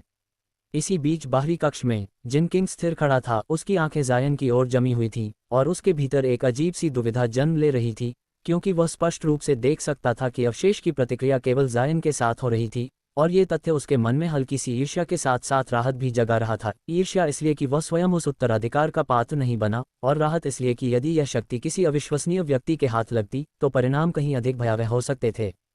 परंतु हो लाओगुई के भीतर उस क्षण जो चल रहा था, वह इन दोनों से बिल्कुल भिन्न था, क्योंकि उसकी दृष्टि अब रक्त संरचना या दीवारों पर उकेरे गए चिन्हों पर नहीं, बल्कि जायन की पीठ पर टिक गई थी, और उसके मन में वर्षों से दबा हुआ वह स्वभाव जो लाभ के लिए किसी भी सीमा तक जा सकता था, धीरे धीरे अपने पंजे फैलाने लगा था। उसने अपने भीतर तर्क खोजने का प्रयास किया, स्वयं को ये समझाने की कोशिश की कि अभी प्रतीक्षा करना ही बेहतर होगा, किंतु जैसे जैसे रक्त संरचना की चमक बढ़ती गई और जायन के चारों ओर एक अदृश्य आध्यात्मिक क्षेत्र बनने लगा, वैसे वैसे उसके भीतर यह भय भी गहराता चला गया कि यदि यह क्षण निकल गया तो आगे उसके पास कुछ भी नहीं बचेगा। उसी समय जायन की चेतना के भीतर रक्त स्मृति ने आकार लेना शुरू किया, और दृश्य परिवर्तित होकर एक प्राचीन युद्धभूमि में बदल गया, जहां आकाश रक्तवर्णी था, भूमि असंख्य टूटे हुए जादुई औजारों से भरी हुई थी, और हजारों संवर्धक एक ऐसे शत्रु के विरुद्ध खड़े थे जो मानवीय नहीं था, बल्कि किसी उच्चतर अस्तित्व की छाया मात्र प्रतीत होता था। जायन ने देखा कि उस युद्ध में प्रयुक्त तलवारें साधारण उड़न तलवारें नहीं थीं, बल्कि चेतना से जुड़ी हुई संरचनाएं थीं, जो संवर्धक की इच्छा के साथ एकाकार होकर अस्तित्व में आती और नष्ट होती थीं, और उसी क्षण उसके भीतर एक गहरी समझ जन्म लेने लगी कि 72 बांस बादल झुंड तलवारें केवल बाहरी औजार नहीं, बल्कि भविष्य में किसी और ही स्तर की शक्ति की आधारशिला बन सकती हैं। जैसे जैसे ये समझ गहरी होती गई, जायन की वास्तविक देह के चारों ओर कोर ज्वाला की लहरें स्वतः उभरने लगी, और कक्ष की हवा भारी हो गई, जिससे जिनकिंग को एक कदम पीछे हटना पड़ा, जबकि हो लाओगुई के चेहरे पर अब स्पष्ट भय और लालच एक साथ झलकने लगे। और तभी उस भय ने निर्णय का रूप ले लिया। हो लाओगुई ने अपनी भंडार थैली पर हाथ रखा और बिना किसी चेतावनी के एक काले रंग की कीलनुमा जादुई वस्तु को बाहर निकाल लिया, जिसके चारों ओर विषैली आध्यात्मिक तरंगें लिपटी हुई थीं, और जैसे ही उसने उसे सक्रिय किया, वह वस्तु मौन रूप से हवा में विलीन होकर सीधे जायन की पीठ की ओर बढ़ गई। परंतु उसी क्षण, मानो अवशेष स्वयं इस विश्वासघात से क्रुद्ध हो उठा हो, कक्ष की दीवारों पर उकेरे गए सभी रक्त चिन्ह एक साथ चमक उठे और जायन की चेतना में वह प्राचीन आकृति पहली बार स्पष्ट शब्दों में बोली, जो परीक्षा के मध्य विश्वासघात करे वह रक्त का अधिकारी बनेगा। अगले ही क्षण जायन की आंखें खुल गईं और उनमें जो ठंडी स्थिर चमक थी, वह किसी ऐसे व्यक्ति की थी जो पहले ही यह अनुमान लगा चुका था कि पीछे खड़ा व्यक्ति अंततः किस मार्ग को चुनेगा। हवा में बढ़ती हुई उस काली कील को देखे बिना भी केवल आध्यात्मिक तरंगों के परिवर्तन से उसने अपने विचार को एक आदेश में बदला, और 72 में से केवल 7 बांस बादल झुंड तलवारें उसके शरीर से बाहर निकल आईं, इतनी शांत और नियंत्रित कि उनकी गति में कोई तात्कालिक क्रोध नहीं बल्कि गणना और निश्चय था। और उसी क्षण ये स्पष्ट हो गया कि इस अवशेष में आज जो रक्त बहेगा वह केवल प्राचीन स्मृतियों का नहीं बल्कि वर्तमान लालच का भी होगा, और यह यात्रा जिसे ज्ञान की खोज समझा गया था अब एक ऐसे मोड़ पर पहुंच चुकी थी जहां से लौटने का कोई मार्ग नहीं बचा था। जायन का हाथ जैसे ही उस रक्त स्मृति संरचना की ठंडी धड़कती हुई सतह पर स्थिर हुआ, वैसे ही पूरे गोलाकार कक्ष में एक ऐसी गूंज फैल गई जो ध्वनि से अधिक चेतना की तरंग प्रतीत होती थी, मानो अवशेष के भीतर सोई हुई असंख्य इच्छाएं, स्मृतियां और अधूरी प्रतिज्ञाएं एक साथ जाग उठी हों और आगंतुक की आत्मा को परखने लगी हों कि वह वास्तव में यहां तक पहुंचने के योग्य है या नहीं। उस क्षण जायन की आंखें अनायास ही बंद हो गईं, क्योंकि बाहरी संसार का अस्तित्व उसके लिए क्षीण होता चला गया और उसकी चेतना एक ऐसे आंतरिक दृश्य में खींचती चली गई जहां रक्त से बने असंख्य प्रतीक आकाश में तैर रहे थे और उनके बीच एक प्राचीन संवर्धक की अस्पष्ट आकृति खड़ी थी, जिसके शरीर से निकलती हुई आभा इतनी विशाल थी कि कोर निर्माण अवस्था की उसकी वर्तमान समझ उस शक्ति को पूरी तरह माप ही नहीं पा रही थी। उस आकृति की दृष्टि जायन पर पड़ी और बिना किसी शब्द के, बिना किसी ध्वनि के, एक गहरा अर्थ उसकी चेतना में उतर गया। ये स्थान किसी एक व्यक्ति को शक्ति देने के लिए नहीं बनाया गया था, बल्कि उन लोगों को छांटने के लिए था जो भविष्य में आने वाले विनाश को झेल सकें और यदि आवश्यक हो तो स्वयं को बलि चढ़ाने से भी न हिचकें। इसी बीच बाहरी कक्ष में जिन किंग स्थिर खड़ा था, उसकी आंखें जायन की ओर जमी हुई थीं और उसके भीतर एक अजीब सी दुविधा जन्म ले रही थी, क्योंकि वह स्पष्ट रूप से देख सकता था कि अवशेष की प्रतिक्रिया केवल जायन के साथ हो रही थी, और ये तथ्य उसके मन में हल्की सी ईर्ष्या के साथ साथ राहत भी जगा रहा था। ईर्ष्या इसलिए कि वह स्वयं उस उत्तराधिकार का पात्र नहीं बना, और राहत इसलिए कि यदि यह शक्ति किसी अविश्वसनीय व्यक्ति के हाथ लगती तो परिणाम कहीं अधिक भयावह हो सकते थे। परंतु हो लाओगुई के भीतर उस क्षण जो चल रहा था वह इन दोनों से बिल्कुल भिन्न था, क्योंकि उसकी दृष्टि अब रक्त संरचना या दीवारों पर उकेरे गए चिन्हों पर नहीं बल्कि जायन की पीठ पर टिक गई थी, और उसके मन में वर्षों से दबा हुआ वह स्वभाव जो लाभ के लिए किसी भी सीमा तक जा सकता था, धीरे धीरे अपने पंजे फैलाने लगा था। उसने अपने भीतर तर्क खोजने का प्रयास किया, स्वयं को ये समझाने की कोशिश की कि अभी प्रतीक्षा करना ही बेहतर होगा, किंतु जैसे जैसे रक्त संरचना की चमक बढ़ती गई और जायन के चारों ओर एक अदृश्य आध्यात्मिक क्षेत्र बनने लगा, वैसे वैसे उसके भीतर यह भय भी गहराता चला गया कि यदि यह क्षण निकल गया तो आगे उसके पास कुछ भी नहीं बचेगा। उसी समय जायन की चेतना के भीतर रक्त स्मृति ने आकार लेना शुरू किया और दृश्य परिवर्तित होकर एक प्राचीन युद्धभूमि में बदल गया, जहां आकाश रक्तवर्णी था, भूमि असंख्य टूटे हुए जादुई औजारों से भरी हुई थी और हजारों संवर्धक एक ऐसे शत्रु के विरुद्ध खड़े थे जो मानवीय नहीं था बल्कि किसी उच्चतर अस्तित्व की छाया मात्र प्रतीत होता था। जायन ने देखा कि उस युद्ध में प्रयुक्त तलवारें साधारण उड़न तलवारें नहीं थीं, बल्कि चेतना से जुड़ी हुई संरचनाएं थीं जो संवर्धक की इच्छा के साथ एकाकार होकर अस्तित्व में आती और नष्ट होती थीं, और उसी क्षण उसके भीतर एक गहरी समझ जन्म लेने लगी कि 72 बांस बादल झुंड तलवारें केवल बाहरी औजार नहीं बल्कि भविष्य में किसी और ही स्तर की शक्ति की आधारशिला बन सकती हैं। जैसे जैसे ये समझ गहरी होती गई, जायन की वास्तविक देह के चारों ओर कोर ज्वाला की लहरें स्वतः उभरने लगी और कक्ष की हवा भारी हो गई, जिससे जिनकिंग को एक कदम पीछे हटना पड़ा, जबकि हो लाओगुई के चेहरे पर अब स्पष्ट भय और लालच एक साथ झलकने लगे। और तभी उस भय ने निर्णय का रूप ले लिया। हो लाओगुई ने अपनी भंडार थैली पर हाथ रखा और बिना किसी चेतावनी के एक काले रंग की कीलनुमा जादुई वस्तु को बाहर निकाल लिया, जिसके चारों ओर विषैली आध्यात्मिक तरंगें लिपटी हुई थीं, और जैसे ही उसने उसे सक्रिय किया, वह वस्तु मौन रूप से हवा में विलीन होकर सीधे जायन की पीठ की ओर बढ़ गई। परंतु उसी क्षण, मानो अवशेष स्वयं इस विश्वासघात से क्रुद्ध हो उठा हो, कक्ष की दीवारों पर उकेरे गए सभी रक्त चिन्ह एक साथ चमक उठे और जायन की चेतना में वह प्राचीन आकृति पहली बार स्पष्ट शब्दों में बोली, जो परीक्षा के मध्य विश्वासघात करे वह रक्त का अधिकारी बनेगा।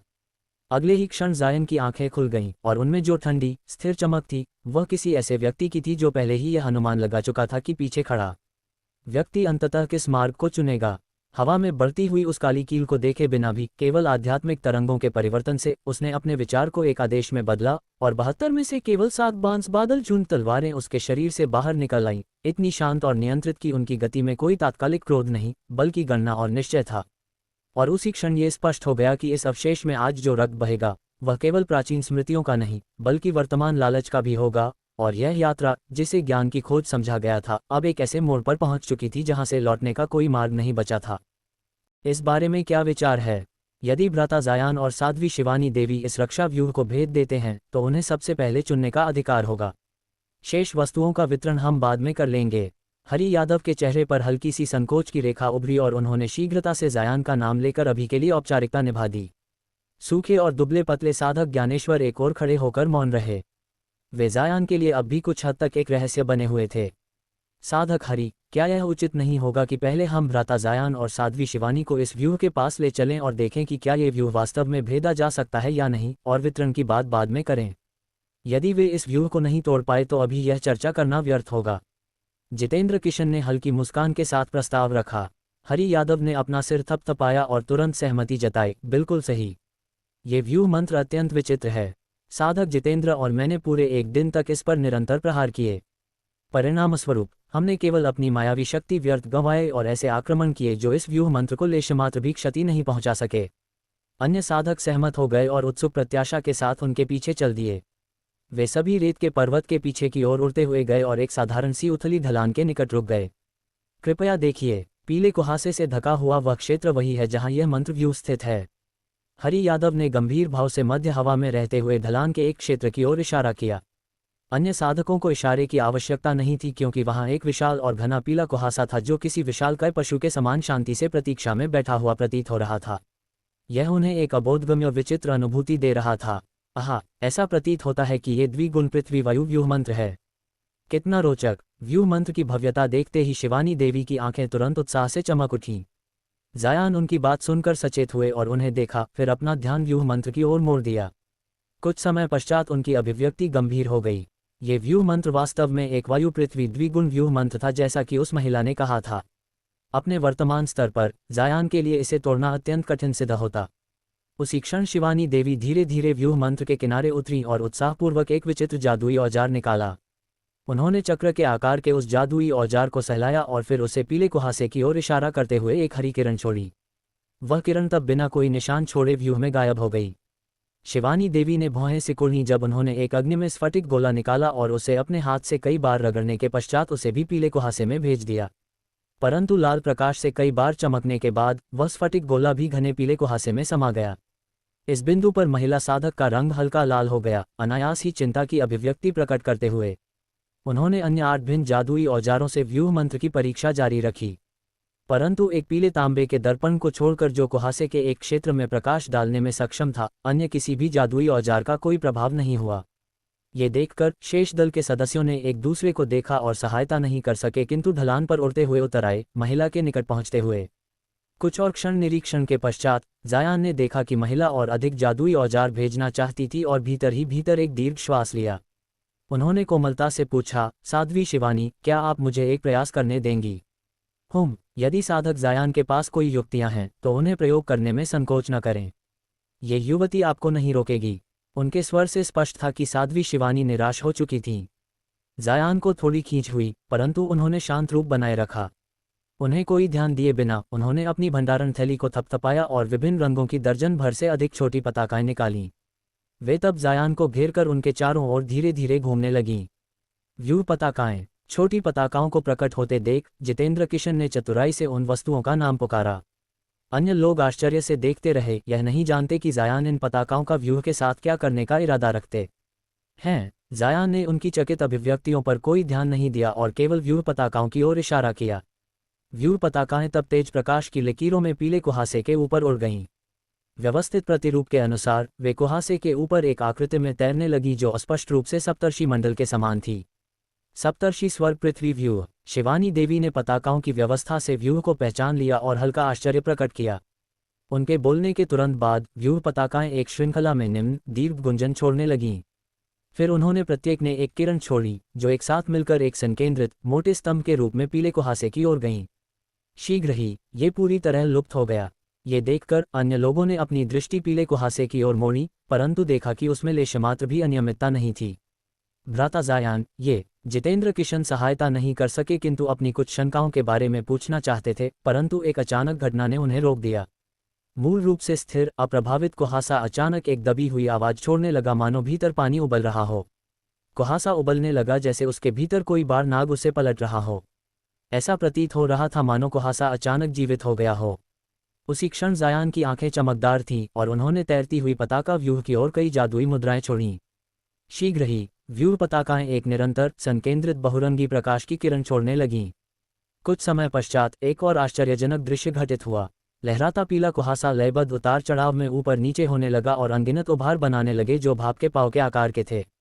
समय बीतने के साथ उभार बड़े और ऊंचे होते गए, मानो कोई राक्षस भीतर से उड़कर बाहर आने वाला हो। जब अन्य लोगों ने ये देखा तो वे भयभीत हुए और अनायास कुछ कदम पीछे हट गए। साध्वी शिवानी शीघ्रता से बदले हुए भाव के साथ 40 मीटर पीछे भागी और फिर रुककर अपना सिर घुमाया। धमाम धमाम, पीले कुहासे से कर्णभेदी धमाकों की एक श्रृंखला आई।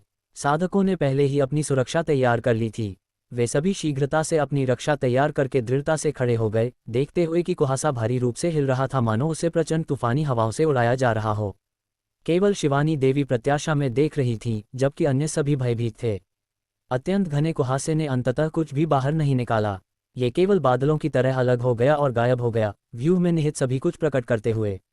जबकि हरि यादव और अन्य अत्यंत प्रसन्न हुए, जितेंद्र किशन शीघ्रता से जायान की ओर चले गए और प्रसन्न मुस्कान के साथ बोले, भ्राता जायान, मुझे विचार नहीं था कि आप इतने महान कौशल के स्वामी हैं। क्या आपने संपूर्ण व्यूह को तोड़ दिया? जायान के मुंह में मरोड़ आया, इससे पहले कि उन्होंने अन्य लोगों को कड़वी मुस्कान के साथ स्पष्टीकरण दिया, व्यूह को तोड़ना। भ्राता जितेंद्र, प्राचीन साधकों के व्यूहों की भयावहता को बहुत कम आंक रहे हैं। मैंने केवल व्यूह मंत्र की सबसे बाहरी परत को दूर किया है, जो एक धुआंधार पर्दे के रूप में कार्य कर रही थी। जितेंद्र किशन ये सुनकर थोड़ा निराश हुए, परंतु उनके बोलने की प्रतीक्षा किए बिना हरि यादव अचानक प्रसन्नता से बोले, हाँ, ये ठीक है, अपना समय लीजिए, हमारे पास भरपूर समय है। अब हमें कुछ विश्वास है कि इस व्यूह को अंततः तोड़ा जा सकता है। जितेंद्र किशन ने एक क्षण के लिए स्तब्ध होकर देखा और फिर हल्के संकोच के साथ सहमति जताई, सही, हम साधकों के पास समय की कोई कमी नहीं है, मैं केवल अधीर हो रहा था। उसी क्षण शिवानी देवी का घमंड बिना किसी निशान के गायब हो गया। उन्होंने जायान को गहरा प्रणाम किया और सच्चाई से कहा, ये युवती वास्तव में अज्ञानी है। मुझे सचमुच विचार नहीं था कि आदरणीय इतना मौलिक दृष्टिकोण अपनाएंगे कि व्यूह से व्यूह को तोड़ने के लिए व्यूह का उपयोग करेंगे। इससे कनिष्ठ का दृष्टिकोण विस्तृत हुआ है। मैं आशा करती हूं कि आदरणीय जायान व्यूह मंत्रों के मार्ग पर कुछ मार्गदर्शन प्रदान करेंगे। जायान ने हल्के आश्चर्य के साथ प्रत्युत्तर दिया। इस अचानक परिवर्तन ने उनके बारे में उनकी धारणा को बहुत बदल दिया था। ये तो केवल एक छोटी सी युक्ति थी, वास्तव में मुझे व्यूह मंत्रों की अधिक समझ नहीं है, जायान ने शांत भाव से उत्तर दिया। जायान पूरी तरह सत्यवादी थे। यदि उन्होंने यह नहीं बताया होता कि व्यूह मंत्र एक द्विपृथ्वी वायु गुण का है, तो जायान को यह जानने का कोई उपाय नहीं होता कि कहाँ से शुरू करें और ब्रह्म व्यूह को कैसे तोड़ें। जायान ने व्यूह मंत्रों का अनुसंधान करने में केवल 20 वर्ष व्यतीत किए थे। इस प्रकार उनका ज्ञान अत्यंत सीमित था। उन्होंने व्यूह मंत्रों के अधिकांश सिद्धांतों को अवशोषित किया था, परंतु गहरी समझ प्राप्त नहीं की थी, जिस कारण से वे सप्तर्षि स्वर्ग पृथ्वी व्यूह पताकाओं का उपयोग करके व्यूह को तोड़ने जैसी इतनी सावधानी से तैयार की गई रणनीति का उपयोग करने में सक्षम थे। वह केवल व्यूह मंत्रों में शिनरुतिंग की प्रतिभा के प्रति उनका विश्वास था। शिनरुतिंग के अनुभवों में उन्होंने वे चतुर विधियां शामिल की थीं जिनका उपयोग उन्होंने कई विभिन्न प्रकार के व्यूह मंत्रों को तोड़ने के लिए किया था। जायान की समझ की कमी के बावजूद उन्होंने एक लापरवाह प्रयास किया था, परंतु ये तकनीक अत्यंत चतुर थी और उसने अन्य लोगों को गहराई से चौंका दिया था। अन्य साधकों ने स्पष्ट रूप से जायान के शब्दों को विनम्रता के रूप में लिया और उन्हें सम्मान की दृष्टि से देखा। जायान ने हल्की मुस्कान के साथ प्रतिक्रिया दी और स्वयं को आगे समझाने के लिए बाध्य नहीं किया। इसके बजाय उन्होंने ब्रह्म व्यूह के पीछे छिपे सच्चे व्यूह को देखने के लिए अपनी दृष्टि मोड़ी। कुहासा फीका पड़ने के पश्चात मंद पीले प्रकाश की एक परत प्रकट हुई, जो लगभग 400 मीटर के क्षेत्र को ढक रही थी। वीन प्रकट हुई प्रकाश बाधा मोटी और थोड़ी धुंधली थी। यद्यपि यह घने पीले कुहासे जितनी अस्पष्ट नहीं थी, फिर भी यह आंतरिक भाग को धुंधला कर रही थी। प्रकाश की बाहरी बाधा के अतिरिक्त भीतर कई और परतें प्रतीत होती थीं और प्रकाश बाधा के एकदम केंद्र में एक गोल स्तंभ था जो लगभग 10 मीटर ऊंचा खड़ा था। प्राचीन सजावटी डिजाइन और अक्षर उस पर उकेरे हुए प्रतीत होते थे, परंतु कोई भी उन्हें स्पष्ट रूप से नहीं देख पाया क्योंकि उनकी आध्यात्मिक इंद्रियां प्रकाश बाधा द्वारा पूरी तरह से अवरुद्ध हो रही थीं। परंतु स्तंभ से भी अधिक विचित्र वे अनगिनत पतली इंद्रधनुषी प्रकाश की पट्टियां थीं जो प्रकाश बाधा के भीतर अनियमित रूप से घूम रही थीं। वे अत्यंत असामान्य दिखाई दे रही थीं, मानो वे जीवित हों। जब अन्य लोगों ने ये देखा तो वे सहायता नहीं कर सके, परंतु आश्चर्य में अपनी जीभ चटकाए। जायान की अभिव्यक्ति उदास हो गई और उन्होंने लापरवाही से अपनी शंका का एक निशान प्रकट किया। यद्यपि उन्होंने कई प्राचीन मंत्र व्यूहों को नहीं तोड़ा था, शिवानी रूपिणी के अभिलेखों में कई प्रकार के प्राचीन व्यूह मंत्रों की जानकारी निहित थी। उनके सामने के व्यूह मंत्र की आभा और रूप से ये लेशमात्र भी किसी प्राचीन मंत्र व्यूह के समान नहीं दिखाई दे रहा था। इसमें तो दुष्ट ऊर्जा का एक निशान भी था। इस बात को ध्यान में रखते हुए जायान ने अपनी दृष्टि निकटवर्ती शिवानी देवी की ओर मोड़ी। उन्होंने उन्हें अत्यधिक जिज्ञासा के साथ व्यूह की जांच करते देखा, परंतु उनके चेहरे पर विशिष्टता का कोई निशान नहीं था। इससे जायान को, जो व्यूहों में अधिक आत्मविश्वास नहीं रखते थे, आत्मा उपहास के साथ विश्वास हुआ कि उनका निर्णय गलत था। ऐसा प्रतीत होता है कि आज का दिन समाप्त हो रहा है। चूंकि भ्राता जायान और अन्य इतनी दूर से यहाँ आए हैं, तो क्यों न वे कुछ समय के लिए विश्राम करें और कल वापस आकर व्यूह को तोड़ें। आखिरकार ऐसा नहीं लगता कि यह व्यूह थोड़े समय में तोड़ा जा सकता है। हरि यादव ने बोलते हुए जायान और अन्य जो हाल ही में आए थे उनके प्रति अत्यधिक विचार दिखाया। जैसा कि जायान को लगा कि इस व्यूह को सुझाने में काफ़ी समय लगेगा और वे कुछ थके हुए थे, उन्होंने हरि यादव के सुझाव को अस्वीकार नहीं किया। यद्यपि साध्वी शिवानी ने व्यूह को पहचान लिया था और जारी रखने के लिए उत्सुक थी, उन्होंने हरि यादव के सुझाव के प्रति कोई आपत्ति नहीं उठाई। इस प्रकार समूह अपने पत्थर के भवनों में वापस लौट आया। चूंकि इतने अधिक पत्थर के भवन नहीं थे, जायान और अन्य लोगों ने लापरवाही से पृथ्वी को पुनः आकार दिया कुछ कमरे बनाने के लिए और उन पर पत्थर परिवर्तन तकनीक का उपयोग किया, इससे पहले कि आधिकारिक रूप से उनमें निवास करें। अगली सुबह जायान और शिवानी देवी प्रकाश बाधा के बाहर पहुंचे और अपने गुण परीक्षण और गणना शुरू की। व्यूह को नष्ट करने की संपूर्ण प्रक्रिया अत्यंत धीमी थी। विशेष रूप से आरंभ में दोनों कुछ हद तक अभिभूत महसूस कर रहे थे, यह नहीं जानते कि कहां से शुरू करें। वे अक्सर कुछ दुर्गम कठिनाइयों का सामना करते जिन पर वे कई दिन प्रयास करने के बाद भी कोई प्रगति नहीं कर पाते थे। परंतु इसे चाहे जैसे भी कहा जाए, व्यूह मंत्र निर्जीव था जबकि वे जीवित थे। ये केवल समय की बात थी कि किसी भी व्यूह मंत्र का पूरी तरह से अध्ययन और समझ लिया जाए। विशेष रूप से विचित्र व्यूह मंत्रों को भी अंततः सुलझाया जा सकता था। जायान और साध्वी शिवानी के सहयोग के माध्यम से ये प्राचीन व्यूह मंत्र कोई अपवाद साबित नहीं हुआ। इसके सूक्ष्म विवरण धीरे धीरे थोड़ा थोड़ा करके स्पष्ट किए जा रहे थे। इस प्रक्रिया के दौरान जायान का महिला साधक के बारे में दृष्टिकोण बहुत बदल गया। यद्यपि वह कुछ हद तक अहंकारी लगती थी, उनके पास वास्तव में कुछ कौशल था। उन्होंने न केवल सभी प्रकार के व्यापक रूप से प्रचलित व्यूह मंत्रों को पूरी तरह से समझा था, व्यूह मंत्र की संरचना का उनका विश्लेषण सूक्ष्म और निर्दोष था, जिससे जायान उनके प्रति काफी सम्मान रखने लगे। यद्यपि जायान ने देखा कि व्यूह मंत्रों के सिद्धांत में उनकी उपलब्धियां शिवानी रूपिणी जितनी प्रभावशाली नहीं थीं, वे उनसे बहुत दूर भी नहीं थीं। परंतु साथ ही जायान कुछ हद तक उलझन में थे। ऐसा क्यों था कि उनके द्वारा जाने जाने वाले सभी व्यूह मंत्र विशेषज्ञ महिलाएं थीं? क्या ये हो सकता है कि स्वर्ग ने महिला साधकों को व्यूह मंत्रों के लिए एक सहज प्रतिभा प्रदान की हो? परंतु साथ ही साध्वी शिवानी की तुलना शिवानी रूपिणी से करना निराशा में व्यायाम था। यद्यपि साध्वी शिवानी की सिद्धांतों पर पकड़ स्पष्ट थी, उनके पास व्यूह तोड़ने के बहुत कम तरीके थे। वे केवल कई प्रकारों को बारी बारी से आजमाती और यदि उनमें से किसी का भी कोई प्रभाव नहीं होता तो वे केवल असहाय होकर देख सकती थीं। जायान स्पष्ट रूप से अपनी सीमाओं को अच्छी तरह जानते थे। व्यूह मंत्रों में केवल एक हल्का शौकीन जैसे वे इस महिला की तुलना में बहुत हीन थे। इसे समझते हुए उन्होंने कभी भी महिला द्वारा कही गई किसी बात पर विवाद नहीं किया और स्पष्ट रूप से शिवानी रूपिणी की व्यूह तोड़ने की युक्तियों का उपयोग उनके कहे अनुसार किया। उनके कार्यों के प्रति महिला उनसे काफी प्रभावित हुईं। इन घटनाओं के परिणामस्वरूप जायान और साध्वी शिवानी ने एक मजबूत समन्वय विकसित किया।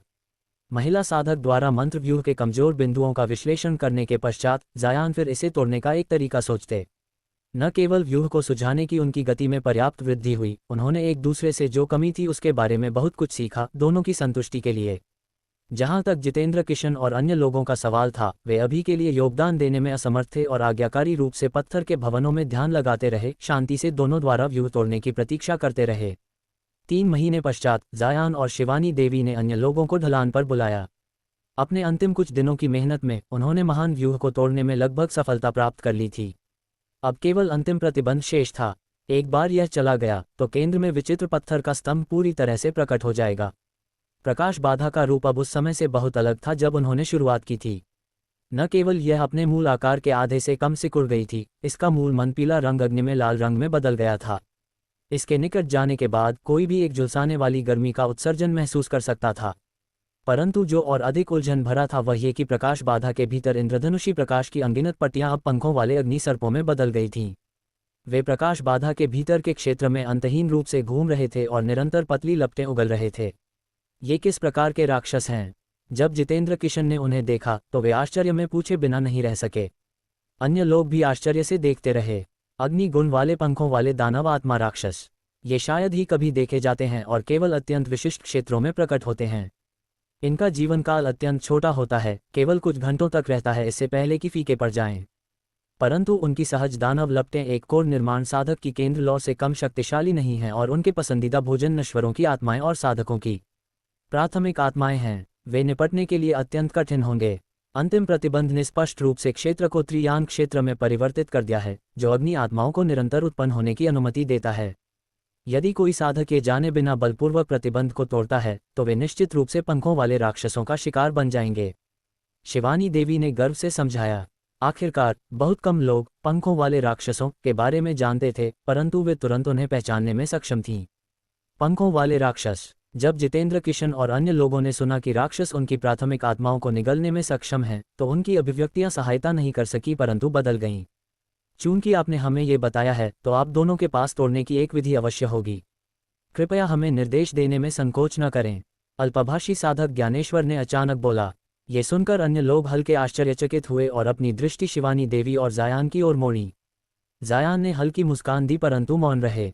शिवानी देवी ने फिर मुस्कुराते हुए मधुर स्वर में बोला, आदरणीय जायान, और मुझे आरंभ में काफी सिरदर्द हुआ था, परंतु कई दिनों की चर्चा के पश्चात हमने अंततः प्रतिबंध को तोड़ने की एक सुरक्षित विधि सोची। परंतु इसके लिए आपकी शक्ति की सहायता की आवश्यकता है। यद्यपि इस महिला की अभिव्यक्ति शांत थी, उनकी मधुर आवाज ने उन्हें और अधिक आकर्षक बना दिया। साध्वी शिवानी, कृपया हमें बताइए। हम निश्चित रूप से आपके और आदरणीय जायान के निर्देशों का पालन करेंगे। हरि यादव ने हंसते हुए बोला। शिवानी देवी ने फिर स्पष्ट रूप से अपने आदेश दिए। इस व्यूह को तोड़ने के लिए हमें कई जलगुण जादुई औजारों की एक साथ सहायता की आवश्यकता है। हमने इनमें से कई औजार पहले ही एकत्र कर लिए हैं।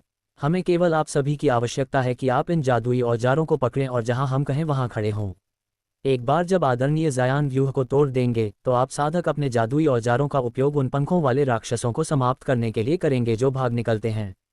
एक और, जायान ने जोड़ा, सभी लोगों, किसी भी परिस्थिति में आपको दानव आत्माओं पर हमला करने के लिए अपने जादुई खजानों का उपयोग नहीं करना चाहिए। ये सहज अग्नि आत्माएं एक बड़ी समस्या उत्पन्न करेंगी यदि हम उन्हें हमारे बहुत करीब आने देते हैं। तब तक बहुत देर हो चुकी होगी जब आप भागना चाहेंगे। जायान की गंभीर अभिव्यक्ति देखकर हरि यादव और अन्य लोगों ने एक दूसरे को देखा और कंपकंपाते हृदय के साथ सहमति जताई। इसके पश्चात जायान ने एक छोटा पैमाना, एक छोटा हथौड़ा और एक छोटा त्रिशूल निकाला, उन्हें क्रमशः जितेंद्र किशन, कुटिल आत्मा और साधक ज्ञानेश्वर को दिया। जहां तक शिवानी देवी का सवाल था, उन्होंने हरि यादव को एक नीला दुपट्टा सौंपा। फिर दल शिवानी देवी द्वारा निर्देशित अपनी स्थिति में निकट खड़ा हो गया। फिर वे शीघ्रता से पीछे हटी और एक छोटी तलवार का जादुई औजार निकाला, इससे पहले कि अपना ध्यान जायान पर केंद्रित किया। जायान ने कार्य करने में जल्दबाजी नहीं की। उन्होंने पहले अपने आसपास को एक और सावधानी से देखा। केवल ये देखने के बाद कि कुछ भी गलत नहीं था, उन्हें कार्य करने के लिए पर्याप्त आत्मविश्वास महसूस हुआ। कई दर्जन नीली व्यूह पताकाएं और प्लेटें, एक जल गुण व्यूह मंत्र के लिए व्यूह स्थापना औजार, जायान की ओर उन्हीं और अनियमित रूप से घूमने लगीं।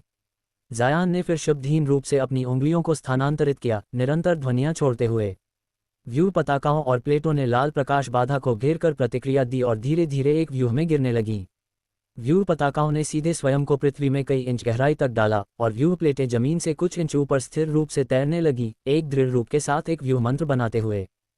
व्यूह पताकाओं और प्लेटों के उचित रूप से व्यवस्थित होने के पश्चात जायान ने एक गहरी सांस ली और एक तकनीक का प्रयोग करने वाले थे, इससे पहले कि क्षितिज से आती सीटियों की आवाज़ों ने उन्हें बाधित किया।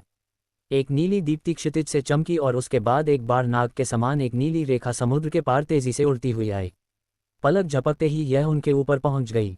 एक बार प्रकाश फीका पड़ने के बाद एक विक्षिप्त व्यक्ति प्रकट हुआ जिसकी पीठ पर 2 हरी तलवारें थीं। उसके रूप को देखकर अन्य लोग चौंक गए। उनके ऊपर एक सूखी और पतली आकृति मंडरा रही थी, जिसका लाल, दाने से ढका चेहरा था और उग्र, त्रिकोणीय आंखें लंबे, अस्त व्यस्त सफ़ेद बालों से घिरी हुई थीं। इस विचित्र दिखने वाले व्यक्ति ने एक काली छोटी बाजू की कमीज पहनी हुई थी जिसकी कमर से एक अजीब फूलों की टोकरी लटक रही थी। उसके आध्यात्मिक ऊर्जा के उतार चढ़ाव से ऐसा प्रतीत होता था कि वह एक मध्यकोर निर्माण साधक था। क्षेत्र का स्पष्ट दृश्य प्राप्त करने के पश्चात विक्षिप्त साधक इतने सारे कोर निर्माण साधकों को देखकर आश्चर्यचकित हुआ। परंतु जब उसकी दृष्टि लाल प्रकाश बाधा और जायान के व्यूह स्थापना औजारों पर पड़ी तो उसकी अभिव्यक्ति बहुत बदल गई। क्या आप कनिष्ठ लोग मृत्यु की खोज कर रहे हैं? आप इस द्वीप स्वामी की अनुपस्थिति का लाभ उठाकर उसकी परियोजना में झांकने की हिम्मत करते हैं? जल्दी करो और इस द्वीप से उतर जाओ। विक्षिप्त साधक ने अशुभ चमक के साथ चिल्लाया। द्वीप स्वामी, यह आपका है। हरि यादव और जितेंद्र किशन ने एक क्षण के लिए एक दूसरे को देखा, जबकि जायान और अन्य लोग और भी अधिक उलझन में थे। यह कोई निर्जन द्वीप नहीं था। हरि यादव ने भौहें सिकुड़ी और शांति से पूछा, साधक इस द्वीप के स्वामी हैं? स्पष्ट रूप से, मैं पहले से ही इस द्वीप का स्वामी कई 100 वर्षों से हूँ। विक्षिप्त साधक ने बिना किसी शिष्टाचार के उत्तर दिया। यह विचित्र है मेरे भ्राता जितेंद्र, और मैंने अपनी पिछली यात्रा पर आपकी एक भी झलक नहीं पकड़ी। हरि यादव ने शांत तरीके से कहा, क्या आप पहले भी यहाँ आ चुके हैं? ये वर्तमान स्थिति के समान ही है। आप यहाँ तब आए जब मैं द्वीप से बाहर मामलों में व्यस्त था। विक्षिप्त साधक ने और भी अधिक क्रोध के साथ उन्हें घूरा। हरि यादव ने व्यंग्य किया और उपहासपूर्वक कहा, तो आप कह रहे हैं कि आप इस द्वीप के एकमात्र निवासी हैं? तब आपका सम्मानित द्वीप स्वामी का शीर्षक स्वप्रदत्त है। जैसा कि उनके सामने का प्रतिबंध समाप्त होने वाला था, हरि यादव अपने सामने के विक्षिप्त साधक पर कोई ध्यान देने के लिए अनिच्छुक थे। बहानेबाजी बंद करो। किसी भी स्थिति में आपने इन प्रतिबंधों को नष्ट करने का गंभीर अपराध किया है। चूंकि आप जाना नहीं चाहते तो मैं आपको यहाँ स्थायी रूप से रहने में मदद करूंगा। अचानक उसकी कमर पर लटकी टोकरी एक ठंडी सफेद ऊर्जा की रेखा में बदल गई, सीधे हरि यादव की ओर गोली मार दी। इस बार जायान और अन्य लोग आश्चर्यचकित हुए। क्या ये व्यक्ति पागल हो गया था? क्या उसने नहीं देखा कि उनकी ओर कितने कोर निर्माण साधक थे? क्या उसका दिमाग खराब हो गया था? हरि यादव ने क्रोधित चिंता में प्रतिक्रिया दी। अपनी बाजू की एक लहर के साथ 2 लाल रोशनी आती हुई सफेद धुंध की ओर सीधी गोली मार दी। एक दबी हुई आवाज के साथ सफेद धुंध बिखर गई और हर दिशा में फैल गई। ऐसा लगता है कि इस कुत्ते का भौंकना उसके काटने से बड़ा है। हरि यादव धुंध को बिखरते देखकर आराम से बैठे और स्पष्ट रूप से कुछ कटु टिप्पणियां की। विक्षिप्त साधक मौन रहा, परंतु अजीब तरीके से मुस्कुराया। हरि यादव का हृदय कांप गया और उनकी अभिव्यक्ति अचानक बदल गई। इससे पहले कि चिल्लाए, क्या हो रहा है? मेरे उड़ने वाले चाकू! टोकरी से परिवर्तित सफेद ऊर्जा को तोड़ने के बाद दोनों उड़ने वाले चाकू अपने मूल स्थान पर लड़खड़ा रहे थे, मानो वे असफल हो रहे हों। इसके पश्चात बिखरी हुई सफेद ऊर्जा ने शीघ्रता से स्वयं को पुनः इकट्ठा किया और दीप्ति की एक चमक के साथ ये फूलों की टोकरी के रूप में अपने रूप में वापस बदल गया। दोनों उड़ने वाले चाकू टोकरी के भीतर फंस गए थे, जबकि सफेद ऊर्जा में लिपटे हुए थे, मुक्त होने में असमर्थ। हरि यादव ने अविश्वास के साथ देखा, जैसे उनका जादुई खजाना संयमित था। अन्य लोग भी प्रतिक्रिया में पीले पड़ गए, परंतु विक्षिप्त साधक ने उन्हें सोचने के लिए कोई समय नहीं दिया। उसने ठंडी हंसी और उसके कंधे प्रकाश से चमक उठे। हरि यादव की ओर धूसर तलवार की रोशनी की 2 रेखाएं गोली मार दी। जैसा कि वह हरि यादव के बगल में था, जितेंद्र किशन को स्वाभाविक रूप से केवल निष्क्रिय खड़े रहना शर्मनाक लगा। उसने अपना हाथ हिलाया और एक छोटा ब्लॉक स्टाम्प फेंका, जो बड़ा होता गया जैसे जैसे ये धूसर प्रकाश की ओर कुचलता गया। गर्जन की एक ताली के साथ 3 जादुई खजानों ने रंगों की बुनी हुई चमक की शानदार चमक छोड़ी। उसी क्षण ज्ञानेश्वर नामक साधक ने जायान और कुटिल आत्मा को देखा, इससे पहले कि मौन रूप से अपना हाथ उठाया और विक्षिप्त साधक की ओर काली और सफेद ऊर्जा से चमकता हुआ एक त्रिशूल गोली मारी। जायान ने भीतर ही भीतर आह भरी। चूंकि अन्य सभी ने कार्य किया था, वे और कुटिल आत्मा अब निष्क्रिय नहीं खड़े रह सकते थे और उन्हें विक्षिप्त साधक के विरुद्ध उनके साथ शामिल होना पड़ा। उस विचार के साथ जायान और कुटिल आत्मा ने अपना प्राचीन कटोरा और हरी शानदार खंजर छोड़ी, उन्हें युद्ध में भेजते हुए। जब विक्षिप्त साधक ने यह देखा तो उसने कोई भय प्रकट नहीं किया। इसके बजाय उसने क्रूर हंसी में गर्जना की और उनके जादुई खजानों की ओर काले रक्त का एक मोती थूक दिया। विस्फोटों की एक विशाल श्रृंखला बज उठी। उनकी अपेक्षाओं के बहुत विरुद्ध जाते हुए मोती ने एक काली दीप्ति छोड़ी थी। जैसे ही उनके जादुई खजानों ने मोती को छुआ और विस्फोट हो गया, जिससे जादुई खजानों को बड़ी आध्यात्मिक क्षति हुई और उनकी सभी रोशनी तुरंत मंद हो गई। ज्ञानेश्वर नामक साधक को बड़ा दिल का दर्द महसूस हुआ और अत्यंत पछतावे की अभिव्यक्ति दिखाई दी। उनके हाथों ने उड़ने वाले त्रिशूल को पुनः प्राप्त करने के लिए एक मंत्र मुद्रा बनाई। उस प्रहार से उन्हें सामान्य स्थिति में लौटने से पहले अपनी प्राथमिक आत्मा में लगभग 1 वर्ष तक इसका पोषण करना होगा, परंतु वे अपने जादुई खजाने को पुनः प्राप्त करने में देर से थे। जैसे ही विक्षिप्त साधक ने ठंडी हंसी, उसकी टोकरी सफेद प्रकाश से चमक उठी और अचानक सफेद प्रकाश की एक रेखा में जादुई खजानों की ओर गोली मार दी, उन्हें भीतर फंसाते हुए। ज्ञानेश्वर नामक साधक ने यह देखकर अचानक कुछ सोचा और निराशा में चिल्लाए, एक प्राचीन खजाना! आप एक प्राचीन खजाने का उपयोग कर रहे हैं। जायान ये देखकर स्तब्ध रह गए। एक प्राचीन खजाना, वास्तव में प्राचीन साधकों द्वारा परिष्कृत एक जादुई खजाना था। इस प्रकार के जादुई खजाने में एक एकल दैवीय क्षमता होती थी, परंतु इसकी शक्ति विशाल थी और वर्तमान के सामान्य जादुई खजानों की शक्ति से अतुलनीय थी। प्राचीन खजानों की जादुई खजाना परिष्करण विधियां और सामग्री वर्तमान की तुलना में पर्याप्त रूप से भिन्न थीं। उनके खजानों को शरीर में वापस नहीं लिया जा सकता था और केवल एक जादुई औजार की तरह शारीरिक रूप से ले जाया जा सकता था। ये सामान्य जादुई खजानों से प्राचीन खजाने को अलग करने का एकमात्र तरीका भी था। अब फूलों की टोकरी की असामान्यता को देखकर और याद करते हुए कि टोकरी शुरुआत में उसकी कमर से लटक रही थी, उनके लिए इस जादुई खजाने की सच्ची पहचान को महसूस न करना असंभव था। जहां तक षट्संग महलों द्वारा शिशु मत्स्य पशु पर उपयोग किए गए स्वर्ग विरोधी भलों का सवाल था, वे भी प्राचीन खजाने थे जो विरासत में मिले थे। यद्यपि जायान इस प्राचीन खजाने की घोषणा से कुछ हद तक चौंक गए थे, उनकी बाजू में कई हत्या की चालें थीं। फिर भी उन्होंने पहल करके कार्य नहीं किया, क्योंकि वे आश्वस्त थे कि जितनी अधिक युक्तियां वे बाद के लिए छिपाकर रखते हैं, आने वाले खतरे के क्षणों से प्रभावी ढंग से निपटना उतना ही आसान होगा। इसके अतिरिक्त वे स्पष्ट रूप से समझ गए कि भले ही शत्रु के पास एक प्राचीन खजाना था, वह इतने सारे सहयोगी कोर निर्माण साधकों से आसानी से निपटने में सक्षम नहीं होगा। केवल एक सामान्य कोर निर्माण साधक के बराबर क्षमता प्रदर्शित करना पर्याप्त होगा। उस विचार के साथ अपने जादुई खजानों को सफ़ेद ऊर्जा से दूर खींचने के लिए अपने नियंत्रण की संपूर्णता का उपयोग करने के अलावा जायान और कुटिल आत्मा ने कोई असामान्य कार्य नहीं किया और एक अलग दृष्टि के साथ देखते रहे। वे आश्वस्त थे कि कोई और अनिवार्य रूप से पहल करेगा। जैसा कि उन्होंने अपेक्षा की थी, हरि यादव और अन्य लोगों ने ये सुनकर प्रसन्नता का एक निशान प्रकट किया कि फूलों की टोकरी एक प्राचीन खजाना थी। चूंकि विक्षिप्त साधक ने पहली चाल चली थी, तो उनके लिए हाथ मिलाने और उसे समाप्त करने के बाद खजाने को लूटना केवल उचित था। इस प्रकार एक क्षण के संकोच के बाद ज्ञानेश्वर नामक साधक ने अपने हाथों से एक मंत्र मुद्रा बनाई, जिससे उनके भंडारण थैली से काली रोशनी की 3 रेखाएं निकलीं, 3 मीटर ऊंचे काले झंडे जिनमें एक हत्यारी आभा थी। फिर उसने अपना मुंह खोला, काले झंडों की ओर काली ऊर्जा का एक धागा गोली मार दी। झंडों ने भूतिया विलाप की एक श्रृंखला छोड़ी, जिससे अन्य साधक हिल गए और अभिभूत हो गए। इस बीच हरि यादव ने स्पष्ट रूप से अपने उड़ने वाले चाकुओं पर नियंत्रण वापस पाने के अपने प्रयासों को त्याग दिया और अपने हाथों को एक साथ मोड़ा। गर्जनापूर्ण नीली बिजली के हमलों का एक विस्फोट छोड़ा। उठी हुई भौहों के साथ जितेंद्र किशन ने अचानक अपने जादुई खजाने की ओर एक जादुई मुद्रा डाली, जिससे उनकी सफ़ेद ब्लॉक स्टाम्प ने एक अजगर की क्रंदन छोड़ी और आकार में कई गुना बढ़ गई। तीनों को इतना महान शक्ति का प्रदर्शन करते देखकर जायान ने भीतर ही भीतर मुस्कुराया और अनुमान लगाया कि विक्षिप्त साधक एक महान प्रहार झेलने वाला था। परंतु तीनों के क्रूर हमलों को देखकर हल्का आश्चर्य प्रदर्शित करने के बावजूद उसकी व्यंग्यपूर्ण मुस्कान शीघ्र ही लौट आए। उसने अपनी छोटी बाजू की कमीज फाड़ दी और अपना नग्न ऊपरी शरीर प्रकट किया। जायान ने आश्चर्य में लगभग अपनी जीभ काट ली। उसके सूखे सीने के अलावा मुट्ठी के आकार की 2 मानव खोपड़ियां उसके पेट के प्रत्येक ओर काट रही थीं। प्रत्येक खोपड़ी चमकदार काली थी और उसमें लंबे अस्त व्यस्त बाल थे। इसके अतिरिक्त खोपड़ियां लगातार हिल रही थीं, मानो वे जीवित हों। उसी क्षण गर्जनापूर्ण नीली बिजली और 3 काले झंडे विक्षिप्त साधक की दृष्टि में प्रवेश कर चुके थे। उसने हल्के से अपनी 2 उंगलियों को विस्तारित किया और एक विचित्र मंत्र बोलना शुरू किया। 2 मानव खोपड़ियों ने नीची दबी हुई सिसकियां छोड़नी शुरू की, इससे पहले कि उसके पेट से उड़ीं और विक्षिप्त साधक की 2 विस्तारित उंगलियों को काट लिया। फिर वे उत्साहपूर्वक गर्जनापूर्ण बिजली और काले झंडों से मिलने के लिए आगे बढ़ीं। जायान चौंक गए जब उन्होंने मानव खोपड़ियों को देखा और उन्हें शट आसुरी मार्ग संप्रदाय के प्रेत आत्मा संप्रदाय की याद आ गई। प्रेत आत्मा संप्रदाय के शिष्य मानव खोपड़ी के आकार के जादुई औजारों का उपयोग हमला करने के लिए करते थे, परंतु वे केवल निर्जीव वस्तुएं थीं, इन काली खोपड़ियों के विपरीत जो स्वयं का जीवन रखती प्रतीत होती थीं। जायान ने और भी अधिक आघात का अनुभव किया जब उन्होंने देखा कि 3 काले झंडे पहले से ही खोपड़ी की ओर उड़ रहे थे। ज्ञानेश्वर नामक साधक ने जोर से चिल्लाया और अपने झंडों की ओर इशारा किया, जिससे वे काले धागों की एक घनी संख्या छोड़ने लगे। धागे फिर आपस में गुंथकर एक विशाल जाल बनाने से पहले आती हुई मानव खोपड़ी की ओर दौड़ने लगे।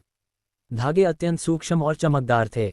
वे एक मंद काली ऊर्जा भी ले जा रहे थे जो स्पष्ट रूप से असाधारण थी।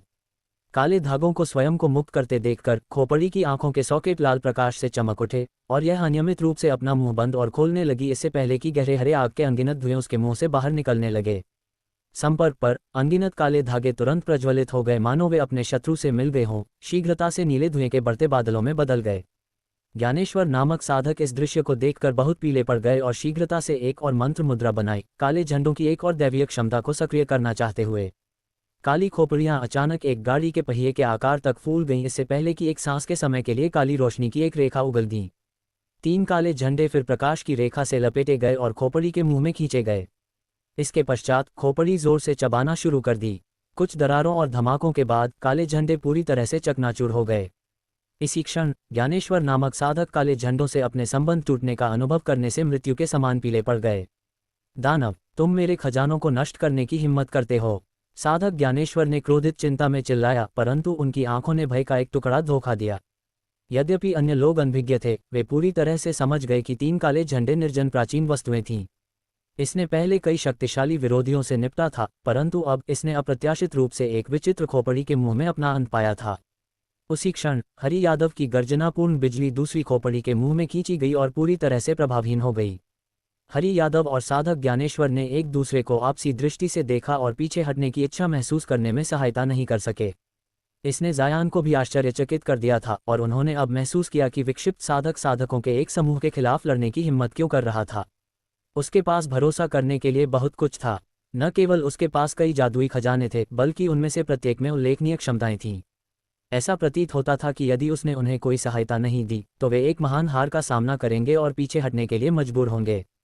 जायान उस विकास की इच्छा नहीं रखते थे, क्योंकि उन्होंने इस महान व्यूह को तोड़ने पर कई महीनों का प्रयास खर्च किया था। वे अनिच्छुक थे कि इस बाहरी व्यक्ति को अपने प्रयासों को बिगाड़ने की अनुमति दें अब जब वे सफलता के कगार पर थे। इसके अतिरिक्त, यद्यपि जायान एक अनाड़ी प्रदर्शन करने का जोखिम नहीं लेना चाहते थे, वे स्वर्णभक्षी भरिंगों की शक्ति का परीक्षण करना चाहते थे और देखना चाहते थे कि क्या वे विदेशी कीड़ों की सूची में अपनी रैंकिंग के योग्य हैं या नहीं। जैसा कि उनके सामने का विक्षिप्त साधक एक असाधारण कोर निर्माण साधक था, वह एक आदर्श परीक्षण विषय बनाने के लिए प्रतीत होता था। उस विचार के साथ जायान ने युद्ध पर एक और दृष्टि डाली। हरि यादव और अन्य लोग घबराहट में आकाश में उड़ रहे थे, 2 खोपड़ियों पर बमबारी कर रहे थे जो उनका पीछा कर रही थी निम्न श्रेणी के जादुई तकनीकों के साथ। वे स्पष्ट रूप से समझ गए कि सामान्य जादुई खजानों का उन दानवी वस्तुओं पर कोई प्रभाव नहीं होगा और अभी के लिए केवल अपना आक्रामक रुख बंद कर सकते थे। जहां तक जितेंद्र किशन की बड़ी सफेद ब्लॉक मोहर का सवाल था, यह विशेष रूप से शक्तिशाली दिखाने में सफल नहीं हुई थी।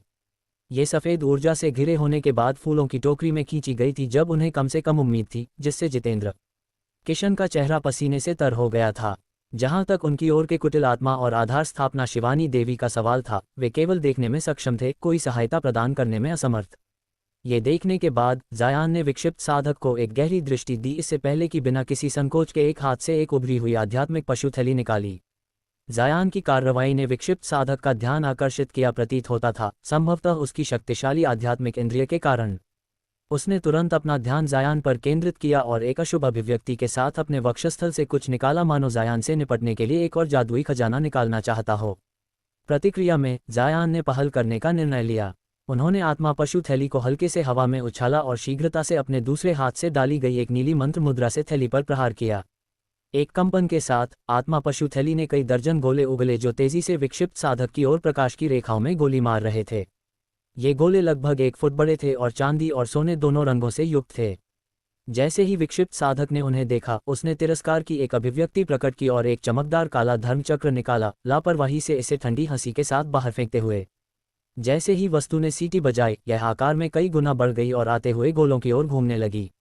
उत्तराधिकार में कई धमाकों के साथ गोले चक्र से टकराने पर सोने और चांदी की रोशनी के धब्बों में बदल गए, क्योंकि वे चकनाचूर हो रहे थे। हाँ हाँ, विक्षिप्त साधक जोर से हंसने लगा और जायान की ओर इशारा करते हुए इसे उनकी ओर काटने का आदेश दिया। परंतु उसी क्षण एक भिनभिनाहट प्रकट हुई जो तेजी से बढ़ती जा रही थी। एक क्षण में ध्वनि कर्णभेदी हो गई थी, जिससे सभी लोग आश्चर्य के साथ ध्वनि की दिशा में देखने लगे। विक्षिप्त साधक ने भी अपनी पागल हंसी को उलझन से बदल दिया था। गोलों के टुकड़े जीवित हो गए थे और अंगूठे के आकार के कई हजार सोने चांदी के भरिंगों में बदल गए थे, चक्र के पास घने रूप से बिखरे हुए थे। उनके फड़फड़ाते पंखों से उत्पन्न तेज भिनभिनाहट ने बड़ी आशंका को प्रेरित किया था। जायान ने विक्षिप्त साधक को सोचने के लिए कोई निष्क्रिय समय नहीं दिया और अपनी आध्यात्मिक इंद्रिय का उपयोग करके भरिंगों को चक्र की ओर उड़ने का आदेश दिया, बिना अपने जीवन की कोई परवाह किए। एक क्षण में जादुई खजाना सोने और चांदी के रंगों से रंगा गया था। तुम मृत्यु को आमंत्रित कर रहे हो। विक्षिप्त साधक अपने आश्चर्य से उभरा और अपने हाथों से एक मंत्र मुद्रा बनाई, जिससे उसका चक्र काले बादल छोड़ने लगा जैसे जैसे ये घूमता था, विदेशी कीड़ों को समाप्त करने का इरादा रखते हुए। परंतु निम्नलिखित दृश्य ने विक्षिप्त साधक को स्तब्ध कर दिया था। जैसे ही गहरी काली धुंध प्रकट हुई, भरिंगों ने अपना मुंह खोला और इसे साफ सुथरे ढंग से निगल लिया, एक भी धब्बा पीछे नहीं छोड़ते हुए। जहां तक चक्र के उच्च गति घुमाव का सवाल था, ये केवल स्वर्णभक्षी भृंगों के एक छोटे हिस्से को फेंकने में सफल रहा। उनमें से अधिकांश इस पर कसकर चिपक गए थे और निडरता से इसे टुकड़ों में फाड़ रहे थे। जायान ने विक्षिप्त साधक की भयभीत अभिव्यक्ति पर भीतर ही भीतर प्रसन्नता अनुभव की। पलक झपकते ही चक्र एक दृश्यमान गति से सिकुड़ गया जब तक कि कुछ विशेष नहीं रहा। चक्र को साफ सुथरे ढंग से निगलने के बाद भिनभिनाहट एक बार फिर से जोर से बढ़ गई। विक्षिप्त साधक का रंग अब हल्का हरा हो गया था। जायान ने स्पष्ट रूप से स्वर्णभक्षी भृंगों के झुंड की ओर इशारा किया और उन्हें एक बड़े सोने चांदी के बादल में बदलने से पहले विक्षिप्त साधक की ओर झुंड में जाने दिया। अब भृंगों की क्रूरता को जानते हुए विक्षिप्त साधक के चेहरे पर घबराहट प्रकट हुई और उसने शीघ्रता से काली खोपड़ियों की ओर इशारा किया जो पसीने से लथपथ सदस्यों का पीछा कर रही थीं। कई झिलमिलाहटों के साथ वे विक्षिप्त साधक के पास वापस उड़ीं और भयावह रूप से उसके सामने अवरुद्ध हो गईं। अंत में सांस लेने में सक्षम होकर हरि यादव और साधक ज्ञानेश्वर ने राहत की एक बड़ी आहली और दूरी पर रुक गए, हल्के आश्चर्य के साथ दृश्य को देखते हुए। विक्षिप्त साधक असहज दिखाई दिया। उसने प्रकाश की एक चमक के साथ अपने हाथ में एक छोटा खंजर बुलाया। संकोच के एक छोटे क्षण के बाद उसने एक उग्र अभिव्यक्ति के साथ काट दिया, अपनी 2 और उंगलियों को काट दिया। दोनों खोपड़ियां तुरंत प्रत्येक को एक एक खाने के लिए उड़ीं। शीघ्र ही उन्होंने एक अजीब चीख छोड़ी मानो वे अत्यंत प्रसन्न हों। चौड़ी आंखों के साथ विक्षिप्त साधक ने शीघ्र ही अपना मुंह खोला, खोपड़ी के माथे पर 2 काली रोशनी गोली मार दी। दोनों खोपड़ियों ने फिर दर्दनाक कराहों की एक श्रृंखला छोड़ी और एक अजीब परिवर्तन से गुजरने लगीं। श्रव्य दरारों के साथ एक पहाड़ी बकरी के समान 2 अजीब सींग उनकी खोपड़ियों के शीर्ष से अंकुरित हुए और उनके उग्र तेज दांत कई इंच बढ़ गए, प्रक्रिया में और भी तेज हो गए। और कुछ सांसों के फैलाव में उनके बाल रक्त लाल हो गए, खोपड़ियों को पूरी तरह से प्रेत सिरों में बदलते हुए। जाओ। खोपड़ियों का परिवर्तन पूर्ण होने के साथ विक्षिप्त साधक ने राहत की एक सांस ली और दर्दनाक रूप से अपनी उंगली के ठूंठ का उपयोग करके उन्हें की झुंड की ओर आदेश दिया। प्रेत सिरों की आंखें एक विचित्र हरी रोशनी से चमकी, इससे पहले कि आज्ञाकारी रूप से एक लंबी सीटी के साथ की झुंड की ओर आगे बढ़ीं। जब स्वर्णभक्षी भृंगों ने प्रेत सिरों को उनकी ओर गोली मारते देखा तो वे जायान के आदेश के तहत 2 झुंडों में अलग हो गए, प्रत्येक एक एक प्रेत सिर से मिलने के लिए उड़ते हुए। परिवर्तित प्रेत सिरों ने अपने मुंह को व्यापक रूप से खोला और गहरे हरे लपट के धुएं उगले जो पहले की तुलना में कई गुना मोटे थे। प्रभाव पर विस्फोटों की एक श्रृंखला ने स्वर्णभक्षी भृंग के झुंडों को लगभग 10 मीटर पीछे धकेल दिया। भृंग झुंड अव्यवस्थित थे। विक्षिप्त साधक ने प्रसन्नता का एक निशान प्रकट किया, परंतु ये केवल एक छोटे क्षण तक चला। स्वर्णभक्षी झुंड की ओर छोड़ी गई आग के धुएं ने कुछ भृंगों को लुढ़कने के अलावा कुछ नहीं किया था, परंतु इसके बाद वे आगे उड़ते रहे मानो उन्हें लेश मात्र भी कोई क्षति नहीं हुई हो। विक्षिप्त साधक अब अविश्वास का चेहरा पहने हुए था। उसके प्रेत सिरों द्वारा उगली गई भटकती आग कोर लपट से अधिक शक्तिशाली थीं। वे कुछ कीड़ों को तलने में कैसे असमर्थ थे, परंतु अपने प्रेत सिरों के साथ स्वर्णभक्षी भृंगों से निपटने में सक्षम नहीं होने के बावजूद लपट के धुएं ने अभी भी भृंगों को दूर रखा। ऐसा प्रतीत होता था कि वे एक गतिरोध में फंस गए थे। विक्षिप्त साधक ने भौहें सिकुड़ी और एक प्रति उपाय के बारे में सोचना शुरू किया। उसी क्षण पहले की तुलना में कई गुना अधिक मात्रा में एक भिनभिनाहट की आवाज हुई। जब विक्षिप्त साधक ने अपना सिर उठाया तो उसका चेहरा मृत्यु के समान पीला हो गया, मानो वह रक्त से रहित हो।